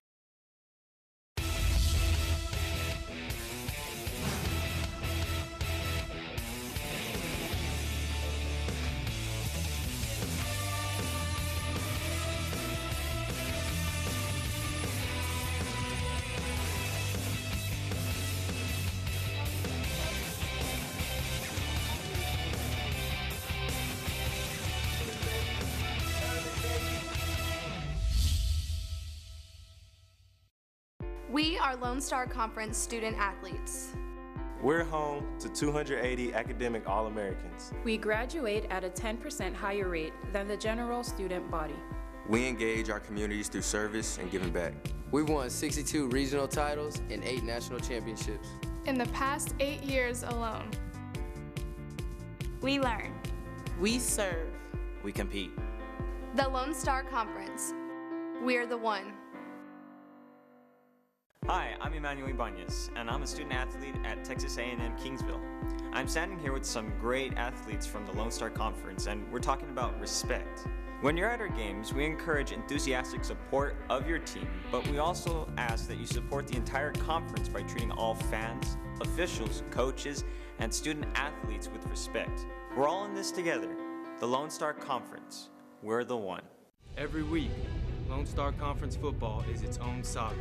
Are you the hunter or the hunted? The bug or the windshield. Don't slip up. You can't take a week off. We play 7 regular season games. But that's just the beginning. In November, the conference playoffs will settle the score. You want to be the champion? Prove it. Who will be the last team standing? Conference playoffs. We're the one. We are Lone Star Conference student athletes. We're working hard to become the next national champion. To be the next Hall of Famer. The next Olympic great. But we're also studying to become the next teacher. The next nurse. To be the next CEO. We're proud of our legacy. But most of all, we are students. And we are preparing for a career. The Lone Star Conference. We're the one. Hi, I'm Kristen Walters, and I'm a student athlete at Eastern New Mexico University. I'm standing with some other great athletes from the Lone Star Conference, and we're talking about respect. When you're at our games, we encourage enthusiastic support of your team, but we also ask that you support the entire conference by treating all fans, officials, coaches, and student athletes with respect. We're all in this together, the Lone Star Conference. We're the one. Hello, ladies and gentlemen. Welcome back to Javelina Stadium. Now, the Javelina suffered a very disappointing 31-0 loss. James, you know that triple offense, the triple option offense, really got us there. Yeah, definitely. It worked effective against this Javelina defense. As Coach Calloway had said, it's always hard to prepare against a team like that, and that was very evident by the field and the results of the game. I mean, 31-0. We saw the Eastern New Mexico offense just pretty much run through the Javelinas like a hot knife through butter, and I used that analogy earlier, and I'm going to stick to it. That's pretty much what happened, Ferris. Yeah, most definitely. And the Javelinas did pick up a lot of yardage. I think just about 200 yards and a little bit more through the air, but they ultimately weren't able to come away, with any points on the board. And when you can't score, that really kind of hurts you. Yeah, definitely. I mean, the defense was put into a lot of compromising situations, and they held their most for the second half until the end when they gave up those 11 points. But we saw the quarterback carousel happen once again. Rios Taylor, and then finally they kind of settled on Rios, and Rios had himself a little bit of a decent ball game besides those interceptions. Yeah, but just like we talked about, when you can't score, it's really hard to win. And you're right, 2 picks thrown in the game, and we do got the players coming out for an interview right now. So we're going to take a quick commercial break, and we'll be right back on the Javelina Broadcast Network.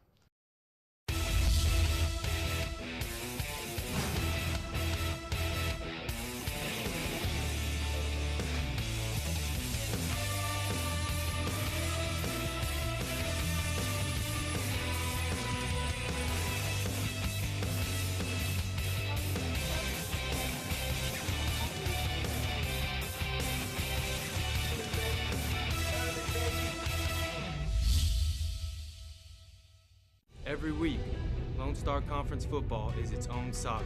Are you the hunter or the hunted? The bug or the windshield? Don't slip up. You can't take a week off. We play 7 regular season games. But that's just the beginning. In November, the conference playoffs will settle the score. You want to be the champion? Prove it. Who will be the last team standing? Conference playoffs. We're the one.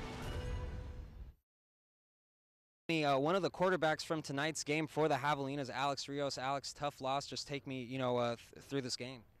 We had about 4 plays where our guys were past both safeties. We just couldn't connect early, and I think it stopped our momentum. Yeah, and you guys had picked up a lot of yardage through the air, and that's what you needed to do to have a chance against Eastern New Mexico. But you weren't able to find the end zone. Why couldn't you guys seem to score? It's just I think it's lack of execution, really. And preparation overall in our demeanor. Yeah, and tell me, they started with Sebastian Taylor at quarterback, and after he threw a pick, they went to you. After you threw a pick, they went to him. Is it kind of hard to keep that momentum up when you have a rotating quarterback spot like that? Always. I've never been somewhere where that happened, so it's just a learning experience.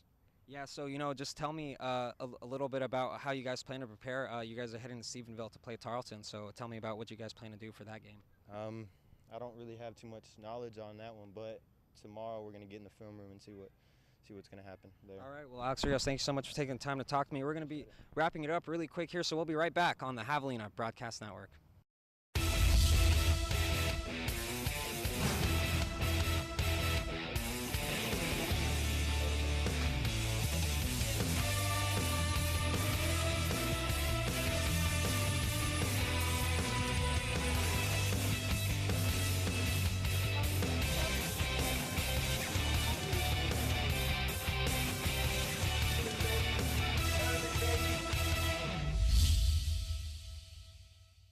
Every week, Lone Star Conference football is its own saga. Are you the hunter or the hunted? The bug or the windshield? Don't slip up. You can't take a week off. We play 7 regular season games. But that's just the beginning. In November, the conference playoffs will settle the score. You want to be the champion? Prove it. Who will be the last team standing? Conference playoffs. We're the one. And thanks for joining us here at Javelina Stadium. I'm Ferris Sabauer with the Javelina Broadcast Network, and really it's just been a tough loss for the Javelinas here after losing 31-0 to Eastern New Mexico Greyhounds. We saw that triple option offense at work, and the Javelinas really could not get over the hump in this game. They fall to 0-3 in the Lone Star Conference, haven't picked up a win since November 10 of 2012.